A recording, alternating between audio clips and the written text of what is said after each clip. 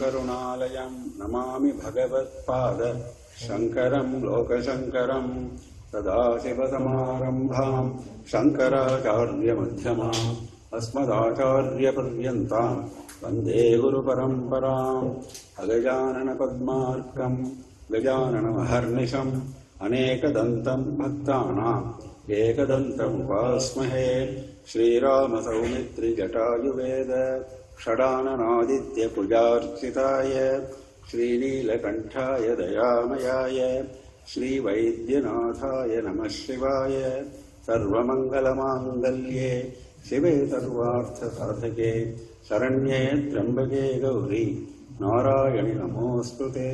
नमो देव्यै महादेव्यै शिवायै सततं नमः। नमः प्रकृत्यै भद्रायै नियता प्रणता स्मताम् यत्पादपङ्कजरजः समवाप्य विश्वम् ब्रह्मास्त्रजत् अनुदिनं च बिभर्ति विष्णुः रुद्रश्च संहरति नेतरथाः समर्थाः तस्यै नमोऽस्तु सततं जगदम्बिकायै यदज्ञानाज्जगद्भाति रज्जुसर्पस्रगादिवत् यज्ञानाल्लयमाप्नोति नुमस्तां भुवनेश्वरीं नेति नेतीति वाक्यैर्या बोध्यते सकलागमैः सर्वप्रत्यक्स्वरूपां तां भजामः परदेवतां कृपां कुरु महादेवी मणिद्वीपाधिवासिनी अनन्तकोटिब्रह्माण्ड नायिके जगदम्बिके जय देवी जगन्मातः जय देवी परात्परे जय श्री भुवनेशानि जय सर्वोत्तमोत्तमे। नमः पार्वतीपतये हर हर महादेव। सर्वत्र गोविन्दनाम संकीर्तनं गोविन्द गोविन्द। श्री जगदम्बिकायै जय जय, श्री राजराजेश्वर्यै जय जय, श्री त्रिपुरसुन्दर्यै जय जय। தேவி பாகவதத்தினுடைய பலவிதமான தேவி சரித்திரங்கள் எல்லாம் அனுபவிச்சுன்னு வந்துருக்கோம். நேற்றைய தினம் மகிஷாசுர மர்தன சரித்திரம், சும்ப நிசும்ப வத சரித்திரம் எல்லாத்தையும் பார்த்துட்டு விருத்ரவதம், நகுஷனுடைய பதனம் இதெல்லாம் பார்த்தோம். பார்த்துட்டு கடைசியாக ஐஹய சரித்திரம் ஆரம்பிக்கிறதாக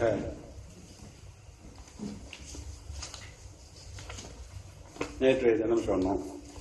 இந்த ஹைஹய சரித்திரத்துல விசேஷம் என்ன அப்படின்னு கேட்டாக்க, ஹைஹயர்கள் அப்படின்னு சொல்லிட்டு ஒரு வம்சமே இருக்கு பாரத தேசத்துல. சூரிய வம்சம் சந்திர வம்சம் அப்படின்னு எல்லாம் சொல்ற மாதிரி ஹைஹய வம்சம் அப்படின்னு ஒரு வம்சம் இருக்கு. அந்த வம்சம் எப்படி ஆரம்பிச்சது அப்படின்னு சொல்ற கதை தான் இது. ரொம்ப ஆச்சரியமான ஒரு கதை. அதாவது ஒரு சமயம் வைகுண்டத்துல மகாவிஷ்ணுவும் மகாலட்சுமியும் சேர்ந்து இருந்த பொழுது, வைகுண்டம் அப்படிங்கிற வார்த்தைக்கு என்ன அர்த்தம்னாக்க குண்டனம் இல்லாத இடம். குண்டனம்னாக்க குறைதல், சரிதல், க்ஷயமாறுது. அது மாதிரி ஒண்ணுமே இல்லை. எப்பவும் ஒரே மாதிரி சமிருத்தியாக பிரகாசிக்கின்ற பிரதேசத்துக்கு வைகுண்டம்னு பேர் வச்சாள். அப்போ அங்க மகாலட்சுமி விஷ்ணுவும் சேர்ந்து இருக்கிற பொழுது உச்சைஸ்ரவஸ் அப்படிங்கிற குதிரை, சமுத்திர மந்தனத்தும் போது கிடைச்ச குதிரை, அது தேவேந்திரன் இருக்கிற குதிரை. அந்த குதிரையின் மேல ஏறிண்டு சூரியனுடைய புத்திரன் சேர்ந்தான். அப்படி வரும்பொழுது மகாலட்சுமி அவனவள் அப்படியே வெச்ச கண் வாங்காம பார்த்துட்டு இருக்காள் அந்த குதிரையும் குதிரையில் வரவனையும். மகாவிஷ்ணு கேட்டார், யார் வரா அப்படின்னு கேட்டார். சாதாரணமா ஆரம்பிச்ச ஒரு சின்ன விஷயம் எப்படி ஒரு பெரிய சண்டையா மாறி விடுறதுங்கிறத ஆரம்பத்திலே காமிக்கிறார். யார் வரான்னு கேட்டார். ஒரு தடவை கேட்டார், பதில் சொல்லல. 2 தடவை கேட்டார், பதில் சொல்லல. 3 தடவை கேட்டார், பதில் சொல்லல. மகாலட்சுமி கோபம் வந்துடுது. மகாவிஷ்ணு, நான் கேட்டேன், பதில் சொல்லல. பார்த்தார், உச்சேஸ்வரத்தில் குதிரை வருதுங்கிறத அவர் பார்த்தார். குதிரையில யார் வராங்கிறதையும் பார்த்தோம். சூரியபுத்திர ரேவந்தங்கிறவன் வராங்கிறதையும் பார்த்தார். ஓஹோ, உன்னோட கூட பிறந்தவனாச்சே இங்க உச்சேஸ்வரவஸ். சமுத்திரத்துல நீ பிறந்த பொழுது சமுத்திரத்திலிருந்து உண்டானவன் இல்லையா உச்சேஸ்வரவஸ். அதனால பிறந்தாத்து மோகம் உனக்கு வந்துடுத்து.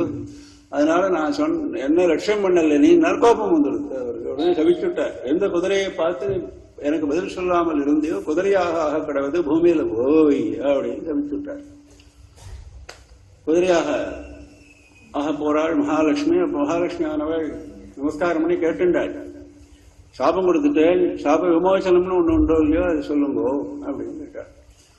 அப்போ அவர் சொன்னார், என்ன போல ஒரு புத்திரன் உனக்கு எப்போ உண்டாவானோ பூமியில அப்பொழுது நான் உனக்கு கிடைப்பேன் அப்படின்னு சொல்லிட்டாரு. அப்படி ஒரு புதிரான ஒரு வாக்கியத்தை சொல்லி அனுப்பிச்சுட்டார். பூமியில அம்பாளானவள் குதிரை ரூபத்தில் இருந்துட்டு தபஸ் பண்ணாள், கடுமையான தபஸ். 1000 திவ்ய வருஷம் அப்படிங்கிறார். அப்படின்னா பார்த்து எவ்வளவு நாள் இருந்திருக்காள். ஒரு சின்ன அபராதத்துக்கு இப்படி ஒரு தண்டனைனாக்க ஆச்சரியமா இருக்கு. அப்படி ஒரு தபஸ் பண்ணாள். யாரை நோக்கி தபஸ் பண்ண, அதெல்லாம் ரொம்ப ஆச்சரியமான ஒரு திருப்பத்தை உண்டு பண்ணியிருக்கார் வேத பகவான் கதை சொல்லிட்டு போறவர். யாரை நோக்கி தபஸ் பண்ணாள்னா மகாலட்சுமியை நோக்கி தானே தபஸ் பண்ணிருக்கணும், பண்ணல. பரமேஸ்வரனை நோக்கி தபஸ் பண்ணினாள் மகாலட்சுமி ஆனவர். 1000 திவ்ய வருஷம் கழிச்சு பரமேஸ்வரனானவர் தரிசனம் கொடுத்தார். தரிசனம் கொடுத்துட்டு அவர் முதல்ல கேட்ட கேள்வி, நீ எதுக்காக என்ன நோக்கி தபஸ் பண்ணினே, மகாவிஷ்ணுவை நோக்கி தானே தபஸ் பண்ணிருக்கணும் அப்படின்னு கேட்டார். முதல் கேள்வியை தான் கேட்டார். பதிசுஷ்ரூஷணம் ஸ்திரீணாம் தர்மயேவ சனாதனஹா. தர்மம் என்ன சொல்லிருக்கு, சனாதன தர்மம் பதிக்கு சுஷ்ரூஷ பண்றதுதானே முக்கியம். ஸ்திரீகளுக்கு பதி சுஷ்ரூஷையை தவிர வேற ஒரு தர்மம் சொல்லலையே. அவளுக்கு எந்த விதமான மந்திரத்தையும் சொல்லல, எந்த விதமான ஸ்தோத்திரையும் சொல்லல, எந்த விதமான பூஜையும் பண்ண சொல்லல. அவளை சொன்னது வெறும் பதி சுஷ்ரூஷை ஒன்றிதான் பண்ணணும். அதிலே சகல தர்மங்கள் பாதிவிரத்தினால அவ ஏராளமான சக்திகளை அடைஞ்சு புருஷர்களுக்கு கிடைக்காத சக்திகள்லாம் அவளுக்கு கிடைச்சிருத்தே அப்படின்னு சொல்லிட்டு பரமேஸ்வரன் இதெல்லாம் மனசில் வச்சுட்டு கேட்டார். பதி சுஷ்ரூஷணம் ஸ்திரீணாம் தர்மயேவ சனாதனஹா. உடனே மகாவிஷ்ணுவானவர் சொன்னாள், மகாவிஷ்ணு வைகுண்டத்தில் இருக்கார், நானும் இங்க இருக்கேன், எனக்கு அவரை போல புத்திரன் உண்டானாக்க அவர் சேருவர் அப்படின்னு ஒரு புதிர் மாதிரி சொல்லிட்டு, அவரை போல புத்திரன் அவர் கிடைக்கும். அவரை போல புத்திரன் ஒருத்தர் உண்டாங்க, அவர் தான் புத்திரனா வரணும். அவர் புத்திரனா வரணும்னா அவர் கிடைக்கணும். அவர் கிடைக்கணும்னாக்கா உங்களுடைய கிருப்பை எனக்கு வேணும். அது என்னுடைய கிருப்பை எதுக்குன்னு கேட்டாள். அவர் வேற நீங்க வேற இல்லைன்னு எனக்கு தெரிஞ்சு போச்சு அப்படின்னு ஆளுக்கு பதில். ரொம்ப அழகான பதில். எஸ்வம் சோசோ புனர்யோசோ சத்வம் நாஸ்தித்ர சம்சயா. எனக்கு சந்தேகமே இல்லை, அவர் தான் நீங்கள் தான் அவர். ஏகத்வம் ச மயா ஜ்ஞாத்வா மயா தே ஸ்மரணம் கிருதம். ஏகத்வம் ச மயா ஜ்ஞாத்வா, நீங்க ரெண்டு பேரும் ஒண்ணுதான் தெரிஞ்சுண்டு நான் உங்களை உபாசனை பண்ணினேன். மயா தே ஸ்மரணம் கிருதம் அப்படின்னு. அப்போ விடல பரமேஸ்வரன். அது ரெண்டு பேரும் ஒண்ணு உனக்கு யாரு சொன்னான்னு கேட்டாரு. விடல, ரெண்டு பேரும் ஒண்ணுங்கிறது உனக்கு எப்படி தெரிஞ்சது அப்படின்னு கேட்டார். அதுக்கு ஒரு விஷயத்தை சொல்றாள் மகாலட்சுமியானவர். ஒரு சமயம் வைகுண்டத்துல மகாவிஷ்ணுவானவர் தியான மக்னராக இருந்தார். நான் கேட்டேன், என்ன எவ்வளவு நாள் தியானம் பண்ணிட்டு உட்காந்துருக்கேள், யாரை நோக்கி தியானம் பண்றேள் அப்படின்னு கேட்டேன். நான் பரமேஸ்வரனை நோக்கி தியானம் பண்றேன் அப்படின்னு சொன்னார். நீங்க எதுக்கா பரமேஸ்வரனை நோக்கி தியானம் பண்றது அப்படின்னு கேட்டேன். அப்ப அவர் சொன்ன பதில் அழகான 2 ஸ்லோகங்கள் சொல்றாள் மகாலட்சுமி. சிவஸ்யாஹம் பிரிய பிராணஹா சங்கரஸ்து ததா மம. சிவனுக்கு நான் பிராணனை போல, அதே போல சிவன் எனக்கு பிராணனை போல. உபயோர் அந்தரம் நாஸ்தி விதசம்சர்த்தோ. ரெண்டு பேருக்கும் ஒரு விதமான அந்தரம் வித்தியாசம் கிடையாது. ஏன் கிடையாது? விதசம்சர்த்தோஹோ. ரெண்டு பேரும் ஒருத்தருக்கு ஒருத்தர் அப்படி ஒரு இணை பிரியாத ஒரு பிடிப்பு ஆசக்தி இருந்துட்டு இருக்கு. சேதசோகோ மனசுல இருந்துட்டு ரெண்டு பேருக்கும். அதனால எங்களுக்குள்ள வித்தியாசம் கிடையாது. நரகம் யாந்தி தேவனூனம் ஏத்விஷந்தி மகேஸ்வரம் பக்தா மம விஷாலாட்சி சத்தியமே தத் பிரமேம்யஹம். உனக்கு சத்தியம் சொல்றேன் ஹே விஷாலாட்சியே, என்னுடைய பக்தர்கள் மகேஸ்வரனை துவேஷித்தார்களானால் அவர்கள் நிச்சயமாக நரகத்துக்கு போவார்கள். நரகம் யாந்தி நூனம் அப்படின்னு சொன்னார் மகாவிஷ்ணு. இதுக்கு மேல எனக்கு இன்னும் ப்ரூஃப் ஆகணும்னு கேட்டாள். சரி, ரொம்ப சந்தோஷம். இப்போ உனக்கு என்ன வேணும்னு கேட்டார். எதுக்காக தபஸ் பண்ணேங்க, என்ன வேணும் கேட்கறது என்ன இருக்கு. நானும் குதிரை ரூபமா இங்க இருந்துட்டு இருக்கேன், மகாவிஷ்ணுவான வைகுண்டத்தில் இருந்துட்டு இருக்கார். நாங்கள் 2 பேரும் சேர்த்து வைக்க வேண்டாமா நீங்கள், அதுதான் எனக்கு வேணும். அது என்ன பெரிய விஷயம். நான் இப்பவே கைலாசத்துக்கு திரும்பி போய் மகாவிஷ்ணு அனுப்புறேன், குதிரை ரூபத்தில் அவர் வருவர், வந்த பிறகு உனக்கு கிடைச்சிடுவார் அப்படின்னு சொன்னார். அதே போல திரும்பி கைலாசத்துக்கு போனார். உடனே கித்திரரூபன் அப்படிங்கிற ஒரு கந்தர்வனை வைகுண்டத்துக்கு செய்தி சொல்லி அறிவிச்சார். இந்த மாதிரி நீங்க குதிரை ரூபத்தில் போகும்போது உடனே மகாவிஷ்ணுவான குதிரை ரூபத்தில் இறங்கி வந்தார். வந்த பிறகு மகாலட்சுமியை சந்திச்சார். 2 பேருக்கும் ஒரு குழந்தை பிறந்தது. அதை சொல்லியிருந்தார், என்ன போல குழந்தை பிறக்கணும்னு சொன்னார் இல்லையா. அந்த குழந்தைய நிர்ஜனமான ஒரு இடத்துல விட்டுட்டு நம்ம 2 பேரும் வைகுண்டத்துக்கு போகலாம்னு ஆரம்பிச்சுட்டாரு. மகாலட்சுமிங்க எந்த தாயாராவது ஒத்துப்பாளம் தான் பிறந்த குழந்தை நிர்ஜனமான ஒரு இடம் பூமியில விட்டுட்டு போகலாம்ங்கிறாரு. மகாலட்சுமி சொன்னால் அது எப்படி விட்டு போறது? குழந்தைய நம்ம இல்ல குழந்தை எடுத்துலாம் போக முடியாது வைகுண்டத்துக்கு. குழந்தையினுடைய கதி இங்கதான் பூலோகத்துல தான் இருக்கு அப்படின்னா கதி இருக்கட்டும், பட் குழந்தைய யாரு பார்த்துப்பாங்க? சரி, அதுக்கு நான் ஏற்பாடு பண்றேன். அப்போ ஹரிவர்மா அப்படின்னு யயாதீருடைய புத்திரன் ஹரிவர்மா, அவர் ரொம்ப நாள குழந்தைக்காக தபஸ் பண்ணிட்டு இருக்கான். அவங்ககிட்ட இந்த குழந்தைய கொடுத்துட்டு போயிடுவோம் நம்ம. சரி, அப்போ அவன் எங்க தபஸ் பண்ணிட்டு இருக்கானோ அந்த இடத்துல குழந்தைய ஒப்படைச்சிட்டு 2 பேரும் கிளம்பி வைகுண்டத்துக்கு போயிட்டாய். இப்போ அந்த குழந்தைய எடுத்துட்டு தன்னுடைய அரண்மனைக்கு போறான் ஹரிவர்மா. தன்னுடைய 18 பேர் சந்தோஷத்தை தெரிவிக்கிறான். சாட்சாத் மகாவிஷ்ணு மகாலட்சுமியும் கொண்டு வந்து கொடுத்த குழந்தை, அவர்களுடைய குழந்தை, இது ஆச்சரியமான குழந்தை அப்படின்னு சொல்லிட்டு 100 வருஷமா தபஸ் பண்ணிட்டு வந்திருக்கான் இந்த ஹரிவர்மா. அதனால 100 வருஷம் தபஸ் பலிச்செடுத்துன்னு சொல்லிட்டு பரம சந்தோஷத்தோட அந்த குழந்தைக்கு வேண்டிய ஜாதகர்மாவுக்கான நாமகரணம் எல்லாத்தையும் பண்ணிட்டு போறான். என்ன நாமகரணம் பண்ணினான்னா ஏகவீரன் அப்படிங்கிற நாமம் கொடுத்தார். ஏகவீரன். அப்புறம் உபநயனம் முதலான சம்ஸ்காரங்கள் எல்லாம் பண்ணினான். புத்திரனுக்கு யுவராஜ பட்டாபிஷேகம் பண்ணினான். புத்திரனுக்கு ராஜபாரம் தாங்கக்கூடிய சக்தி வந்துடுத்துன்னு தெரிஞ்ச உடனே வாழலாம். மாதாவும் பிதாவும் வனத்துக்கு போயிட்டால் அவனுக்கு ராஜ்யத்தை ஒப்படைச்சுட்டு அப்புறம் என்னாச்சு, இந்த புத்திரன் பெரியவன் ஆயிட்டான் ஏகவீரன். ஒரு நாள் கங்கை நதி கரையில இப்படி சஞ்சாரம் பண்ணிட்டு இருக்கும் பொழுது தன்னுடைய சேனையோட ஒரு பெண்ணை பார்த்தான். அவளுக்கு பேர் யசோவதி அப்படின்னு பேரு. நீ என்ன தனியா இங்க என்ன பண்ணிட்டு இருக்கேன்னு கேட்டான். அப்போ அவர் சொன்னாள், இது மாதிரி ஒரு கதை சொன்னாள். இது மாதிரி பக்கத்து ராஜ்யத்துல ரைபியர் அப்படின்னு ஒருத்தர் இருக்கார், ஒரு ராஜா. அந்த ராஜாவுக்கு அக்னியிலிருந்து கிடைச்சாள் ஒரு பெண். அவளுக்கு பேரு ஏகாவளி அப்படின்னு பேரு. அவர் அந்த ஏகாவளியோட சொல்லியிருக்காரு, இது மாதிரி ஹைஹே வம்சத்து ராஜா ஏகவீரன் அப்படின்னு ஒருத்தன் வருவான், அவனுக்கு நான் கல்யாணம் பண்ணி கொடுக்க போறேன் அப்படின்னு சொல்லியிருந்தார். அவர் இவன் தான் அந்த ஏகவீரன் தெரியாம பேசிட்டு இருக்கா இந்த யசோவதி அப்படின்னு சொல்லியிருந்தார். அப்புறம் என்ன ஆச்சு, ஒரு ராட்சசன் வந்தவன் காலகேதுன்னு சொல்லிட்டு அவன் புடிவாதமாக பலமாக ஆயிட்டு போய் பாத்தாளத்தில் கொண்டு போய் சிறையில வச்சிருக்கான் அந்த ஏகாவளியை. அங்கேருந்து நானும் போயிருந்தேன். நான் தேவியை 1 மாசம் உபாசனை பண்ணி தேவியனுடைய அனுகிரகத்தினால தப்பிச்சுட்டு ஓடி வந்துட்டேன். அவள் அங்கதான் இருக்காள். தேவி என்கிட்ட சொல்லியிருக்காள், இந்த ஏகவீரன் தத்தாத்திரேயர்கிட்ட அம்பாளுடைய முக்கியமான யோகேஸ்வரி அப்படிங்கிற மகாமந்திரத்தை அடைஞ்சிருக்கான். அவன்கிட்ட நீ போய் சொல்லு, அவன் ஏற்பாடு பண்ணி அந்த ஏகாவளியை தப்பிக்க வைப்பான் அப்படின்னு சொன்னார். நான் தான் அந்த ஏகவீரன் அப்படின்னு இப்பதான் சொன்னான். ரொம்ப சந்தோஷமா போச்சு. சரியான நபர்கிட்ட தான் நான் விஷயத்தை சொன்னேன். இப்ப நீங்க காப்பாற்றணும் ஏகாவளின்னா உடனே தன்னுடைய சேனையோட பாதாளத்துக்கு போய் அந்த காலகேதுங்கிற அசுரனை வதம் பண்ணி அந்த ஏகாவளியை மீட்டு ஏகாவளியை யசோவதியும் அழைச்சிட்டு அந்த ராஜா கிட்ட போய் ஒப்படைத்தான். ராஜா ஏகாவளிக்கும் ஏகவீரனுக்கும் அதே போல ஏகவீரனுடைய சுப்பலத்திலையும் தேவியானவள் சொல்லியிருந்தாள், இது மாதிரி நீ ஏகாவளி தான் கல்யாணம் பண்ணிக்கணும், உனக்காக காத்துட்டு இருக்காள்னு சொல்லிட்டு. அப்போ அந்த ஏகவீரனுக்கு என்னென்ன சக்திகள் கிடைச்சது அப்படிங்கிறார். யோகேஸ்வரி அப்படிங்கிற மகாமந்திர தீட்சை கிடைச்சதாம் தத்தாத்திரேயருக்கு ஏகவீரனுக்கு. அந்த மகாமந்திர தீட்சத்தினால என்னென்ன கிடைச்சது, சர்வஜத்துவம் கிடைச்சது. எல்லாம் என்னென்ன நடக்கிறதுங்கிறது எல்லாம் தெரிஞ்சக்கூடிய தன்மை, எல்லா இடத்துக்கும் போகக்கூடிய சக்தி, இதெல்லாம் கிடைச்சுடுத்தான் ஏகவீரனுக்கு. ஏகவீரனுக்கும் ஏகாவளிக்கும் விவாகமாச்சு. அவளுக்கு கிருதவீரியன் அப்படிங்கிற புத்திரன் பிறந்தான். கிருதவீரியனுக்கு பிறகு பிறந்தவன் கார்த்தவீரிய அர்ஜுனன். இப்ப நமக்கு ஃபெமிலியரா இருக்கு இந்த பேர். இது ஒரு சொன்ன கதை, தேவி பாகத்தை தவிர வேற பாக்கி புராணங்கள்ல அதிகமா காணாத கதை. ஏன் ஹைஹே வம்சம்னு இதுக்கு பேர் வந்ததுன்னு கேட்டாங்க. ஹயம்னாக்க குதிரை, ஹயானாக்க பெண் குதிரை. பெண் குதிரையும் ஆண் குதிரையும் சேர்ந்து ஏன்னா மகாவிஷ்ணு மகாலட்சுமி பெண் குதிரையும் ஆண் குதிரையுமா சேர்ந்து இருந்த காரணத்தினால அவ 2 பேரும் சேர்ந்து ஆரம்பிச்ச வம்சமாக இருக்கிறதுனால ஹய வம்சம் அப்படிங்கிறது ஹைஹே வம்சம்னு காலப்போக்கில் மாறினது. கார்த்தவீரிய அர்ஜுனன் ஒரு பெரிய வீரனாக திகழ்ந்தான். 1000 கைகள் அவனுக்கு, சகஸ்ர புஜம்.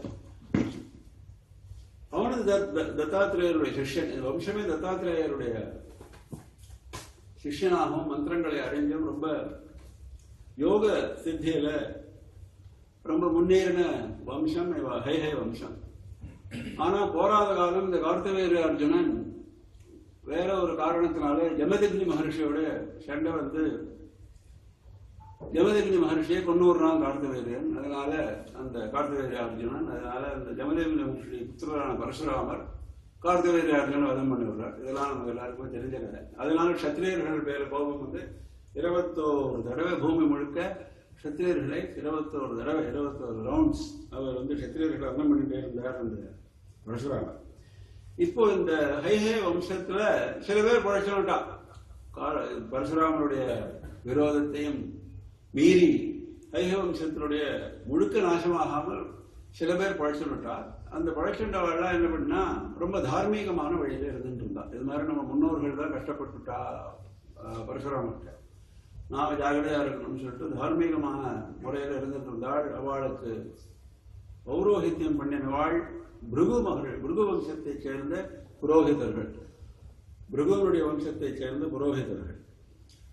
இப்ப என்ன ஆச்சு அப்படின்னு கேட்டாலே இவள நிறைய யஜ்யம் பண்ணிட்டு இருந்தா, நிறைய சமிருத்தியாக இருந்துட்டு இருந்தாள் இந்த ஹைஹே ராஜாக்கள். இந்த பிருகு வம்ச புரோகிதர்களுக்கு ஏராளமான தனம் கொடுத்துட்டு இருந்தாள். அப்படி கொஞ்ச நாளைக்கு ஓடிட்டு இருந்தது. திடீர்னு எப்பவுமே ஒரு வம்சம் எப்படி ஒரு குடும்பத்திலையும் எப்படி மேலையும் கழியும் போறதோ வாழ்க்கையானது, அதுபோல வம்சத்திலேயே இந்த மேலையும் கழியும் போறதுங்கிறது இருக்கு. ஆனால் இப்ப சூரிய வம்சத்திலே அது இருக்கு. பின்னால சொல்றார் வியாச பகவான், எந்த சூரிய வம்சத்துல எல்லாருமே ராஜரிஷிகள்னு பேர் வாங்கினாலும் அப்பேற்பட்ட சூரிய வம்சத்துல சில பேர் கஷ்டப்பட்டார். அதுபோல இங்கேயும் ஹைஹேயர்களுக்கு வீழ்ச்சிக்கான காலம் வந்தது. பரம தரித்திரர்களாக ஆயிட்டாள். ஏகப்பட்ட சமிருத்தியா இருந்தவள் பரம தரித்திரர்களாக ஆயிட்டாள். இப்ப இந்த புரோகிதர்கள்ட்ட ஏகப்பட்ட பணம் இருந்தது, பிராமணர்கள்ட்ட. இவெல்லாம் சத்திரியர்கள் இல்லையா, அதனால பிராமணர்கள்ட்ட போய் கேட்டா, இது மாதிரி உங்களுக்கு நிறைய பணம், எங்களுடைய முன்னோர்கள் கொடுத்த பணம் ஏராளமா இருக்கு, எங்களுக்கு நாங்க கஷ்டப்படுறோம், எங்களுக்கு நீங்க உபகாரம் பண்ணணும்னு கேட்டா. பிராமணன் பணம் வச்சுக்கிட்டதே தப்பு, மத்த நாளைக்கே வச்சுக்கப்படாதுன்னு சாஸ்திரம். எந்த வம்சத்திட்ட இருந்து பணம் வாங்கி ஏராளமா சேர்த்து வச்சிருக்காளோ அவ வம்சக்காராலே அந்த சத்திரியர்களே கஷ்டப்படுறா. கொடுக்கணுமா வேண்டாமா? கால்லாம் கொடுக்க மாட்டேன்னுட்டா இந்த புரோகிதர். அவ்வளவு கொடூரமாக நடந்து கொண்டார்கள். ஆச்சரியப்பட்டார்கள் ராஜாக்கள். கோபம் வந்துடுத்து, யுத்தம் வந்துடுத்து, அவ எல்லாரையும் வதம் பண்ணி விட்டா. அத்தனை புரோகிதர்களையும் கோபம் வந்தது, அவ்வளவு கோபம். பிராமண வதம், பிரம்மஹத்தி தோஷத்துக்கு ஆனாலும் பரவாயில்ல, எல்லாரையும் வதம் பண்ணிவிட்டான்.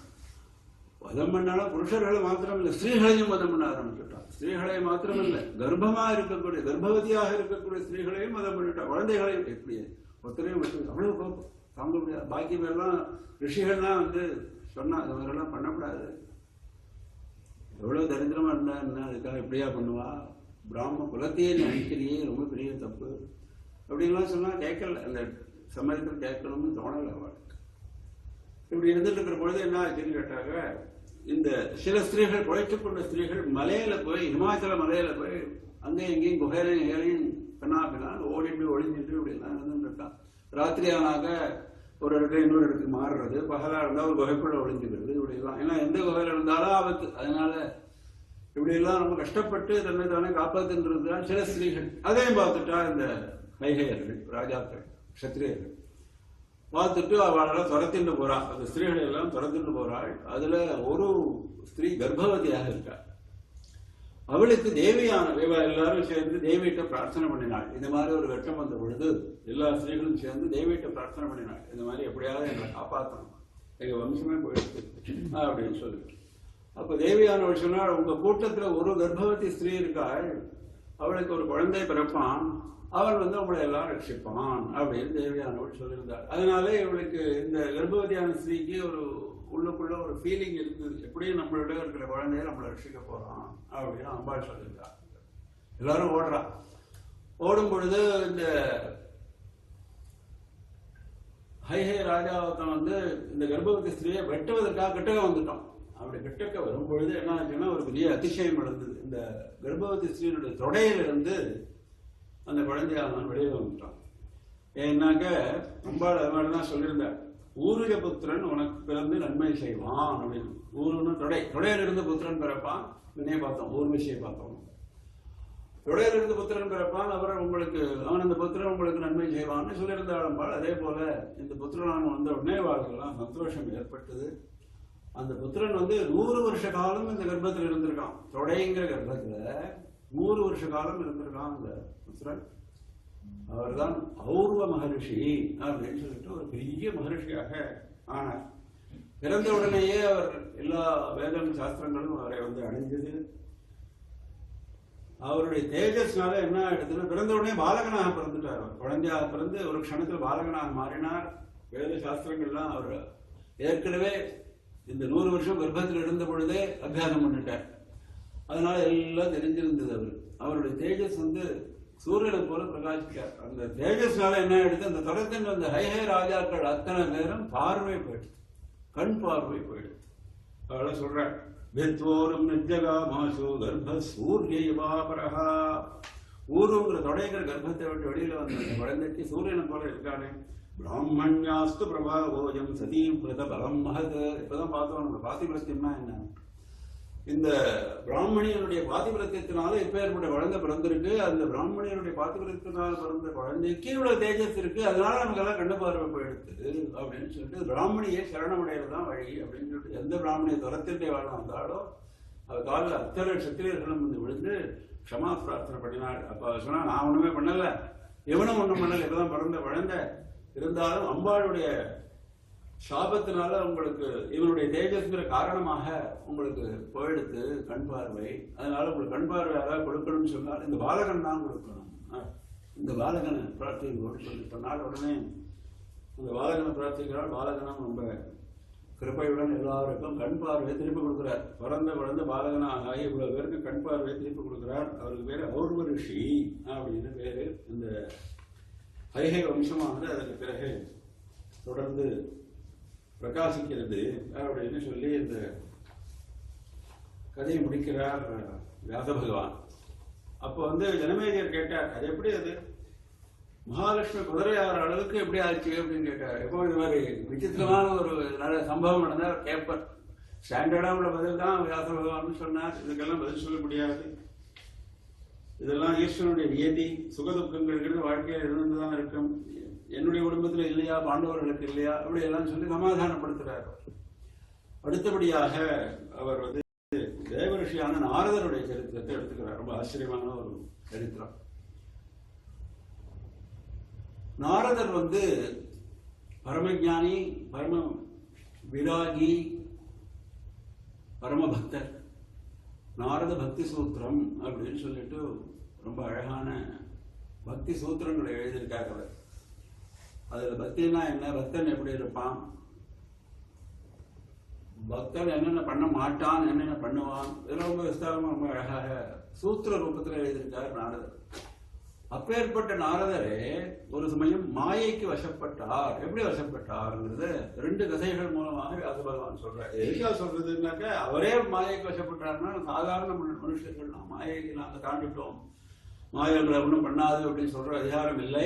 அவர்கள் தேவியனுடைய கிருப்பையினால்தான் பழைக்க முடியுமே தவிர தங்களுடைய சாமர்த்தியத்தினால பழைக்க முடியாதுங்கிற பாடத்தை நமக்கு கல்பிக்கிறதுக்காக இந்த 2 கதைகளை சொல்றார்.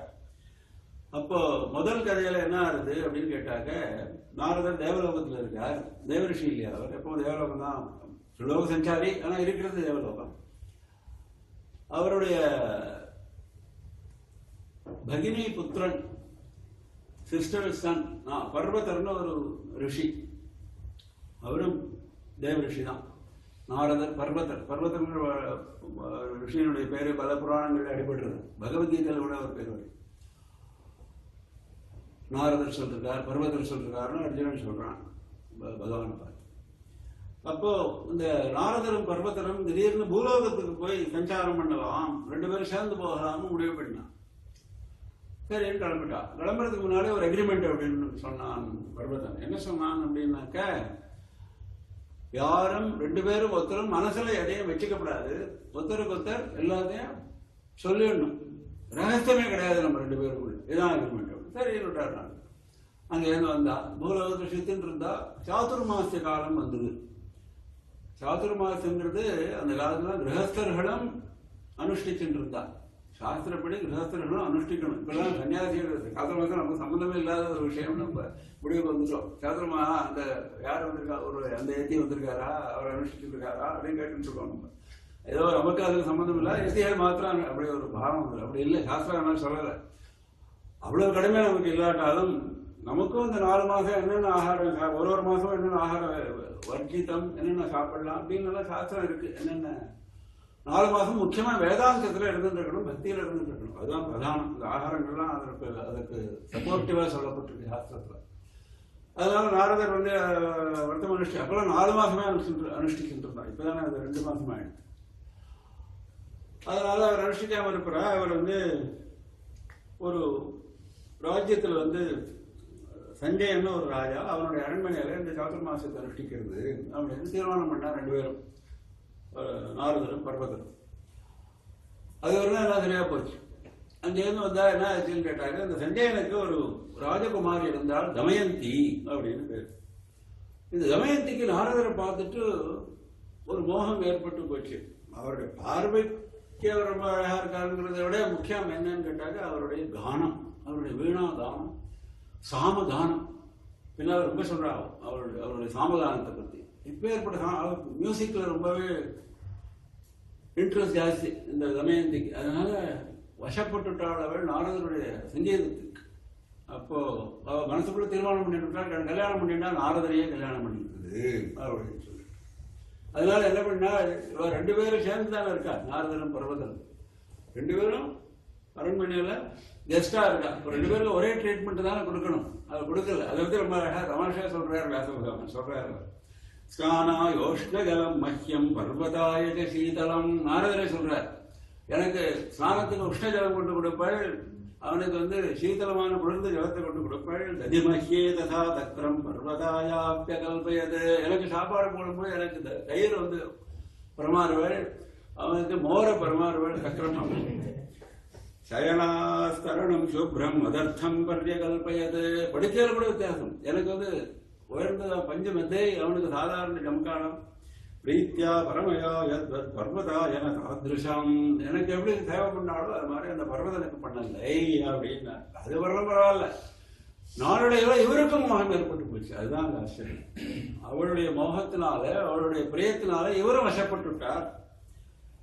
இப்ப என்ன ஆச்சுன்னு கேட்டாங்க, பர்வதம் பார்த்துட்டே இருக்கான். இது மாதிரி டிஃபரன்ஷியல் ட்ரீட்மெண்ட் கொடுத்தா அவனுக்கு தெரியாம போயிடுமா, கூடவே தான் இருக்கான்.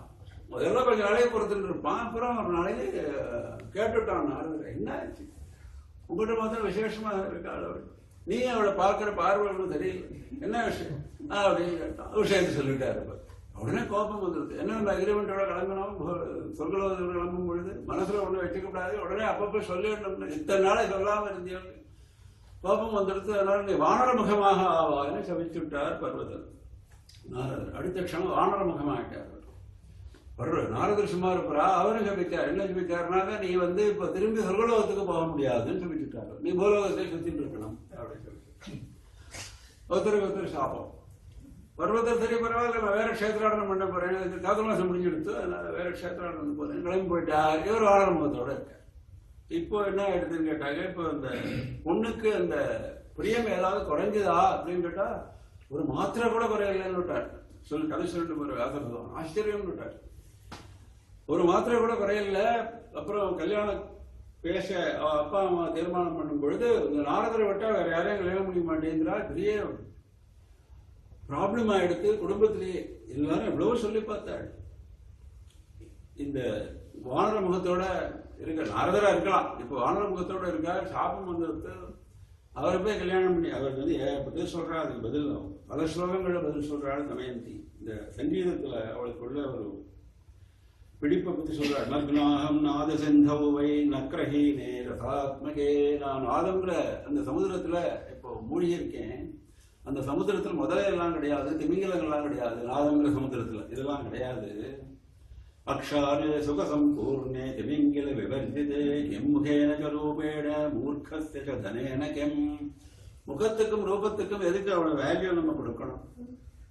மூர்க்கனா இருந்தா என்ன, தனவானா இருந்தா என்ன, அதெல்லாம் எனக்கு முக்கியம் இல்லை. எனக்கு முக்கியம் சங்கீதம் தான். நாரதோ வேக்தியாம் வித்யாம் மாத சப்தஸ்வராத்மிகாம். சப்தஸ்வரங்கள் கொண்ட அந்த சங்கீதம் அவருக்கு தெரிஞ்சது யாருக்கும் தெரியாது. திருத்தீய கோபினோ வேத சிவாதன்ய புமான் கில. அவரை தவிர யாருக்காவது ஒருத்தருக்கு அந்த அளவுக்கு சங்கீதம் தெரியும்னு சொன்னால் பரமேஸ்வரன் ஒருத்தர் தான். மூன்றாவதாக ஒருத்தரும் கிடையாது. இதெல்லாம் அவர் சொல்றாள், தமயந்தி சொல்றாள். திருத்தீயா கோபினோ வேத, மூணாவது ஒருத்தரும் கிடையாது. யதா நயதி கைலாசம் கங்கா கைவ சரஸ்வதி ததா நயதி கைலாசம் ஸ்வரஜான விசாரதா. எப்படி கங்கையிலையும் சரஸ்வதியிலையும் ஸ்நானம் பண்ணி நம்மளுடைய பாபத்தை போக்கி கைலாசத்துக்கு போக முடியுமோ, அதுபோல இந்த ஸ்வரமாய சமுதிரத்தை ஸ்நானம் பண்ணி கைலாசத்துக்கு போய் சேரலாம். திதீய சாமகோ நாஸ்தி திரிஷு லோகேஷு தத் சமஹா. நாரதருக்கு சமான 3 லோகங்களிலும் சாமகானம் பண்றவாள் யாரும் கிடையாது, அதனால நான் அவரே பண்ணிப்பேன். திருப்பி திருப்பி அதே சொல்லிட்டு போறாள். வேற அதுக்கு உதாரணங்கள்லாம் அவரை சொல்றாள். கிண்ணறர்கள் உங்களுக்கு தெரியுமோ இல்லையோ கேட்கிறா அப்பா அம்மா. கிண்ணறர்களுக்கு குதிரை முகம், ஆனா அவ பாடுற பாட்டு நீ கேட்டேன்னா மயங்கி போயிடுவேன். கந்தர்வர்கள் கிண்ணறர்கள் நல்லா இருக்கா இல்லையா, அதெல்லாம் சொல்றா. அப்புறம் கடைசியில நாரதரோட விவாகம் ஆயிடுது. வானமுகமா இருந்தாலும் பரவாயில்லன்னு சொல்லிட்டு விவாகம் ஆயிடுது. விவாகம் ஆகி கொஞ்ச நாள் கழிச்சு பர்வத்தில் திரும்பி வந்துட்டார். வந்த பிறகு பார்த்தார் கல்யாணமா ஆயிடுது அப்படின்னு. உடனே அவருக்கு மனசு இளைய போயிடுது. அதனால சரி நான் சாபத்தை விட்ரா பண்ணிக்கிறேன். பழையபடி முகம் கொடுத்துட்டார் அவர் நாரதருக்கு. இவரும் சாபத்தை விட்ரா பண்ணார். கொஞ்ச நாள் பூலோகத்தை இருந்துட்டு திரும்பி சொர்க்கலோகத்துக்கு போற ஆளுன்னு சொல்லிட்டு இந்த கதையாக முடியறது. அதாவது எப்படி நாரதரும் மாயைக்கு வசப்பட்டார்னு. இந்த கதையை விட தூக்கி அடிக்கிற கதை 2வது கதை. நம்பவே முடியாத கதை. முதல் கதையாவது கொஞ்சமாவது நம்ப முடியாது. 2வது கதை நம்பவே முடியாத ஒரு கதை. அந்த கதை என்ன அப்படின்னு கேட்டாக்க சொல்றாரு. ஆரம்பத்தில் சொல்லிட்டார் வியாச பகவான். கதையை ஆரம்பிக்கிறதுனாலேயே மாயாபலம் சுதுஜ்ஞேயம் முனிபிகி யோகவித்தமைஹி. யோக சாஸ்திரத்தில் கெட்டிக்காராக இருக்கிற முனிவர்கள் கூட மாயையை தாண்ட முடியாது. அப்பேற்பட்ட பலம். மாயையா மோதிதம் சர்வம் ஜெகஸ்தாவரயங்கமாம். ஜகத்தில் உள்ள அஜயம் பொருள் அஜய பொருள் எல்லாமே மாயினாலே மோகிக்கப்பட்டது அப்படின்னு சொல்ற. அப்படின்னு சொல்லிட்டு ஆரம்பிக்கிற. என்ன ஆச்சுன்னு கேட்டாக்க ஒரு சமயம் நாரதர் மகாவிஷ்ணுவை தரிசனம் பண்றதுக்காக ஸ்வேதத்வீபத்துக்கு போறார். மகாவிஷ்ணுவானவர் 3 இடங்கள்ல தரிசனம் கொடுக்கறதாக புராணங்கள்ல சொல்லப்பட்டிருக்கு. ஒண்ணு வந்து வைகுண்டம், 2வது க்ஷீராப்தியில சயனம் பண்ணிட்டு இருப்பார். அதுவும் இல்லைன்னாக்கா 3வது ஸ்வேதத்வீபம்னு ஒண்ணு இருக்கு. அதாவது அது வந்து இதுல இருக்கு, க்ஷீராப்தியில் தான் இருக்கு. அதோட தீபம் முக்கியமான யாருக்காவது மகரிஷிகள் மகான்கள் தரிசனம் கொடுக்கணும் அப்படின்னாங்க. ஸ்வேதத்வீபம் ரொம்பவே புண்ணியமான இடம். அதனால அங்க கொடுக்கறதுன்னு ஒரு பழக்கம் உண்டு அவருக்கு. அதனால ஸ்வேதத்வீபத்துக்கு போய் தரிசனம் பண்றார். தரிசனம் பண்ணின உடனே என்ன ஆச்சுன்னு கேட்டார். மகாலட்சுமி இருக்கா. இவர் போய் நமஸ்காரம் பண்றாரு, தரிசனம் பண்றார். தரிசனம் பண்ணி உட்காரு அப்படின்னு மகாவிஷ்ணு சொல்றதுக்குள்ளேயே மகாலட்சுமி வந்து உள்ள போயிட்டார். இது மாதிரி வழக்கமே இல்லை. அவளும் சேர்ந்து உட்காந்து அவளும் சேர்ந்து ஆசீர்வாதம் பண்றதுதான் வழக்கம். கேட்டார் நாரதர், என்ன அம்பாள் உள்ள போயிட்டாள், என்ன விஷயம் கேட்டார். அப்போ சாதாரண கேட்டிருந்தா கூட பரவாயில்ல. இப்போ அனாவசியமா 2-3 வார்த்தைகளை சொன்னார். அப்பதான் ஆரம்பிச்சது ஆபத்தை. அப்ப சொல்றாரு அவர், இவரோட அகங்காரம் தடுக்கிறது அந்த வார்த்தை. நாஹம் விட்டோ நவாதூஸ்தா தாபசோகம் ஜெகத்குரோ. ஹே ஜெகத்குருவே, நான் வந்து தபஸ்வி, நான் வந்து சாதாரண ஒரு தூர்த்தனா, ஒரு அயோக்கியனா. என்ன பார்த்துட்டு இருக்கா மகாராஷ்டிர உள்ள போகணும். ஜிதேந்திரியோ ஜதக்ரோதோ ஜிதமாயோ ஜனார்தன. ஹே ஜனார்தனா, நான் எப்பேற்படும் தெரியுமா? நான் இந்திரியங்களை ஜெயிச்சவன், நான் குரோதத்தை ஜெயிச்சவன், மாயையும் ஜெயிச்சவன். அதுதான் வந்து இந்திரியத்தை ஜெயிச்சவன், குரோதத்தை இருந்தா கூட பரவாயில்ல, விட்டுருப்பார் மகாவிஷ்ணு. மாயை ஜெயிச்சவன் இவர் சொன்னார், விட முடியுமா? அதனால பிடிச்சுட்டார். உடனே ஜிதமாயோ ஜனார்தனன்னு சொன்ன உடனே மகாவிஷ்ணு மாயையை பத்தி உடனே எடுத்து சொன்னார். அப்ப கூட அவர் ஒரு சான்ஸ் கொடுத்தார் இவருக்கு. மாயைனா அப்படின்னா, மாயைனாக்க நீங்க வந்து நினைக்கிற மாதிரி இல்லப்பா, அதனுடைய பிரபாவம் யாராலையும் அளவிட முடியாதது, அதை ஜெயிச்சுட்டேன் சொல்ல முடியாது அப்படின்னு எடுத்து சொன்னார். அப்படியா? மாயைங்கிறது அவ்வளவு ஒரு விசேஷமானதா? தஷ்டுகாமோஸ்மிதாம் மாயாம் தர்ஷயாசு மகேதர. மாயை நான் கண்ணால பார்க்கணும் அப்படின்னு என்ன போராட்டம். மாயை கண்ணால பார்க்கணும், சீக்கிரமாக தர்ஷே ஆசு, ரொம்ப சீக்கிரமாக எனக்கு காமிச்சு கொடுத்தாலும் தேவையில்லையே. ஞாதுமிச்சாமிதாம் சம்யக்கு பிரசாதம் குருமாபதே. ஹே மகாவிஷ்ணுவே, பிரசாதம் குருங்கிற, எனக்கு அனுகிரகம் பண்ணுங்கிற. என்ன அனுகிரகம்? எல்லாரும் யாரத்தை கூட மோஷத்தை கூட அனுகிரகம் பண்ணுவா, இவர்களுக்கு அனுகிரகம் பண்ண. மாயை காமிங்கிறது கேட்டேன். எப்படி இருக்கு? எந்த மாயை தாண்டுவதற்காக எல்லாரும் சிரமப்பட்டு இருக்காலும் அந்த மாயை காமின்னு, அதாவது மாயை ஜெயிச்சுட்டதாகவும் மாயைங்கிற வஸ்து என்ன அவ்வளவு பெரிய வஸ்துவா என்ன நான் கண்ணால் பார்த்து விடுறேனே அப்படின்னு ஒரு ஒரு சேலஞ்ச் இருக்கு. அந்த சேலஞ்சோட கேட்டேன். அதுலதான் வந்து அப்படியே சமாஜம் எவ்வளவு தூரம் சொல்லி பார்த்தா நடக்கல, பாடங்கள் பிடிச்சாகணும் தீர்மானம் ஆயிடுச்சு. அதனால என்ன பண்ணினா, சரி வா அப்படின்னா கருடனை கூப்பிட்டார். கருடன் மேல தாயாரி உட்காண்டார். கருடன் மேல பின்னால கிளியன் ரைடர் இவர் உட்காண்டார். நம்ம நாரதன் 2 பேரும் சேர்ந்து பூலோகத்துக்கு வந்தார். பூலோகத்துக்கு இதுல ஸ்வேத தீர்த்தம் நடக்கிற கதை. பூலோகத்துக்கு வந்தார். பூலோகத்துல வந்து கான்யகுப்ஜம்ங்கிறது அஸ்ஸாம்ல இருக்கிற பிரதேசம். கான்யகுப்ஜ பிரதேசத்துக்கு வந்தால் அங்க ஒரு அழகான தட்டாகம். அந்த தட்டாகத்தை பார்த்துட்டு ரொம்ப அழகா இருக்கு இந்த தட்டாகம். இந்த ஜலம் வந்து ரொம்ப ஸ்வச்சமா ரொம்ப எண்ணா இருக்கு. அதனால நம்ம 2 பேரும் ஸ்நானம் பண்ணலாம்னார் மகாவிஷ்ணு. அப்பவே கபடமா தானே பண்ணுவார். கருடனை விட்டு இறங்கினார். 2 பேரும் ஸ்நானம் பண்ண ஆரம்பிச்சு அந்த தீர்த்தத்தை ஸ்தோத்திரம் பண்றார். ரொம்ப அழகா சொல்றார். சாதுனாமி வச்சே தாம்சி ஜலானி நிர்மலானி. இந்த ஜலம் இருக்கு எப்படி இருக்கு பாரு, நிர்மலமா இருக்கு, சாதுக்களுடைய மனசு போல இருக்கு அப்படின்னு ரொம்ப அழகா சொன்னார். இதே மாதிரி வால்மீகி ராமாயணத்தில் வருது. வால்மீகியானவர் முதல் அந்த ஸ்லோகம் சொல்றாரு இல்லையா, அந்த பிரபஞ்ச பட்சியை பார்த்து. அப்போ வந்து ஸ்நானத்துக்கு தானே போறாரு. ஸ்நானம் பண்ணிட்டு திரும்பி வரும்போது இந்த பிரபஞ்ச வேடனை பார்க்கிறார். அப்ப அந்த சாபம் பண்றார். அதான் ஆரம்பம். அப்போ வந்து அந்த ஜலம் போற ஜலம் தான் அந்நியமா தோணுது அவருக்கு. அந்த ஜலத்தை பார்த்துட்டு சொல்றாரு, பக்கத்துல பரத்வாஜன் சிஷ்யன் வந்துட்டு சொல்றாரு, அகர்தமமிதம் தீர்த்தம் பரத்வாஜ நிஷாமய ரமணீயம் பிரசன்னாம்பு சன்மனுஷ்ய மனோயதா. சன்மனுஷ்ய மனோயதா, நல்ல மனுஷனுடைய மனசு எப்படி இருக்குமோ அதுபோல எப்படி ரமணீயமா இருந்தது. ரமணீயம்னாரு. ரமணீயம் அவ்வளவு அழகா இருந்து பாத்தியா அப்படின்னு. அதே போல இவர் சொன்னார். சரின்னு நீ முதல்ல சாலம் பண்ணிருந்தாரு, நான் அப்புறம் பண்றேன்னு சாலத்துக்கு போனாரு. வேற சாலத்துக்கு போகும்பொழுது இந்த வீணை தன்னுடைய மான் தோல் கிருஷ்ணாஜினம் எல்லாத்தையும் கயற்றி வச்சுட்டு சாணத்துக்கு போனாரு. வேற சாணம் பண்ணிட்டு இருக்கும் பொழுது மொழி எழுந்திருக்கும் பொழுது ஸ்திரீ ஆயிட்டாரு. ஸ்திரீ ஆயிட்டார். வெளியில வந்த பொழுது மகாவிஷ்ணுவை காணும், வீணையை காணும். வீணையே அந்த கிருஷ்ணாஜனம் எல்லாத்தையும் எடுத்துட்டு கருடன் மேலே ஏறிட்டு ஸ்வேதத்துக்கு திரும்பி போயிட்டாரு. ஏன்னா இந்த வீணை கிருஷ்ணாஜனங்கள்லாம் பார்த்தா பழைய ஞாபகம் வந்துடும் இல்லையா அவருக்கு. அவர் முழுக்க மறைக்கடிக்கணும். அதுக்காக என்ன பண்ணார், ஸ்திரீ ஆயிட்டார். எல்லாம் மறந்து போயிட்டாரு. யாரு என்ன ஒண்ணுமே தெரியாது. தான் நாரதங்கிறதே தெரியாது. யாரோ ஸ்திரீ. அங்க ஏதோ வந்தாரு. கரையில வந்து பார்த்தாக்க அந்த ஊர் ராஜா காலத்வஜன்னு பேர். இந்த கான்யகுப்ஜ தேசத்து ராஜா. ராஜா வந்து இந்த ஸ்திரீயை பார்த்து மோகம் அடைஞ்சான். எவ்வளவு மோகம் அடைஞ்சாள். அந்த ராஜாவை பார்த்து ஒரு அழகான பல்லக்க வரவழைச்சான் ராஜா. அதில் எழுத்து உட்காந்து வச்சு இதோட அரண்மனைக்கு அழைக்கின்ற போய் விவாகம் பண்ணிட்டான். விவாகம் பண்ணிட்ட பிறகு 12 வருஷம் கொடுத்தனம் பண்றார் நாரதர். அந்த பேரு சௌபாகிய சுந்தரின்னு பேர் வச்சுட்டான். ஏன்னா பேர் என்னன்னு கேட்டார். எனக்கு பேர் தெரியாது அப்படின்னு விட்டார். எனக்கு பேர் நிர்வாக பேர் தெரியாது. சௌபாகிய சுந்தரி அப்படின்னு அவன் பேர் வச்ச பேர் அது. இந்த சௌபாகிய சுந்தரிக்கும் இந்த காலத்வஜனுக்கும் விவாகமாகி 12 வருஷம் கொடுத்தனம் பண்றார். ஏகப்பட்ட புத்திரர் பேரம்பேத்தி எல்லாம் எடுத்தாச்சு. மாட்டு பொண்ணு வந்தாச்சு, பேரம்பேத்தி எடுத்தாச்சு. ஒரே வருஷக்கணக்கா. அப்ப வந்து ஏதாவது கொஞ்சமாவது பழைய ஞாபகம் இருந்ததா அப்படின்னு கேட்டார். கதை கேட்டு ஜனமே சொல்ற விஸ்மிருதம் பிரம்ம விஜானம் பிரம்ம ஜானம் சாஸ்வதம். எப்பேற்பட்ட பிரம்மஜானி எல்லாம் விஸ்மிருதம், எல்லாம் எடுத்து. தர்மசாஸ்திர பரிஜானம் ததாசக்தமனாஸ்திதா. தர்மசாஸ்திரம் கூட போயிடுத்து. சரி, பிரம்மஜானம் தான் போச்சு. சாதாரணமா உள்ள குடும்பத்துக்கு வேண்டிய தர்மசாஸ்திரமான தெரிஞ்சுதானே ஒண்ணு எல்லாம் போயிடுச்சு. ததாசக்தமனாஸ்திதா.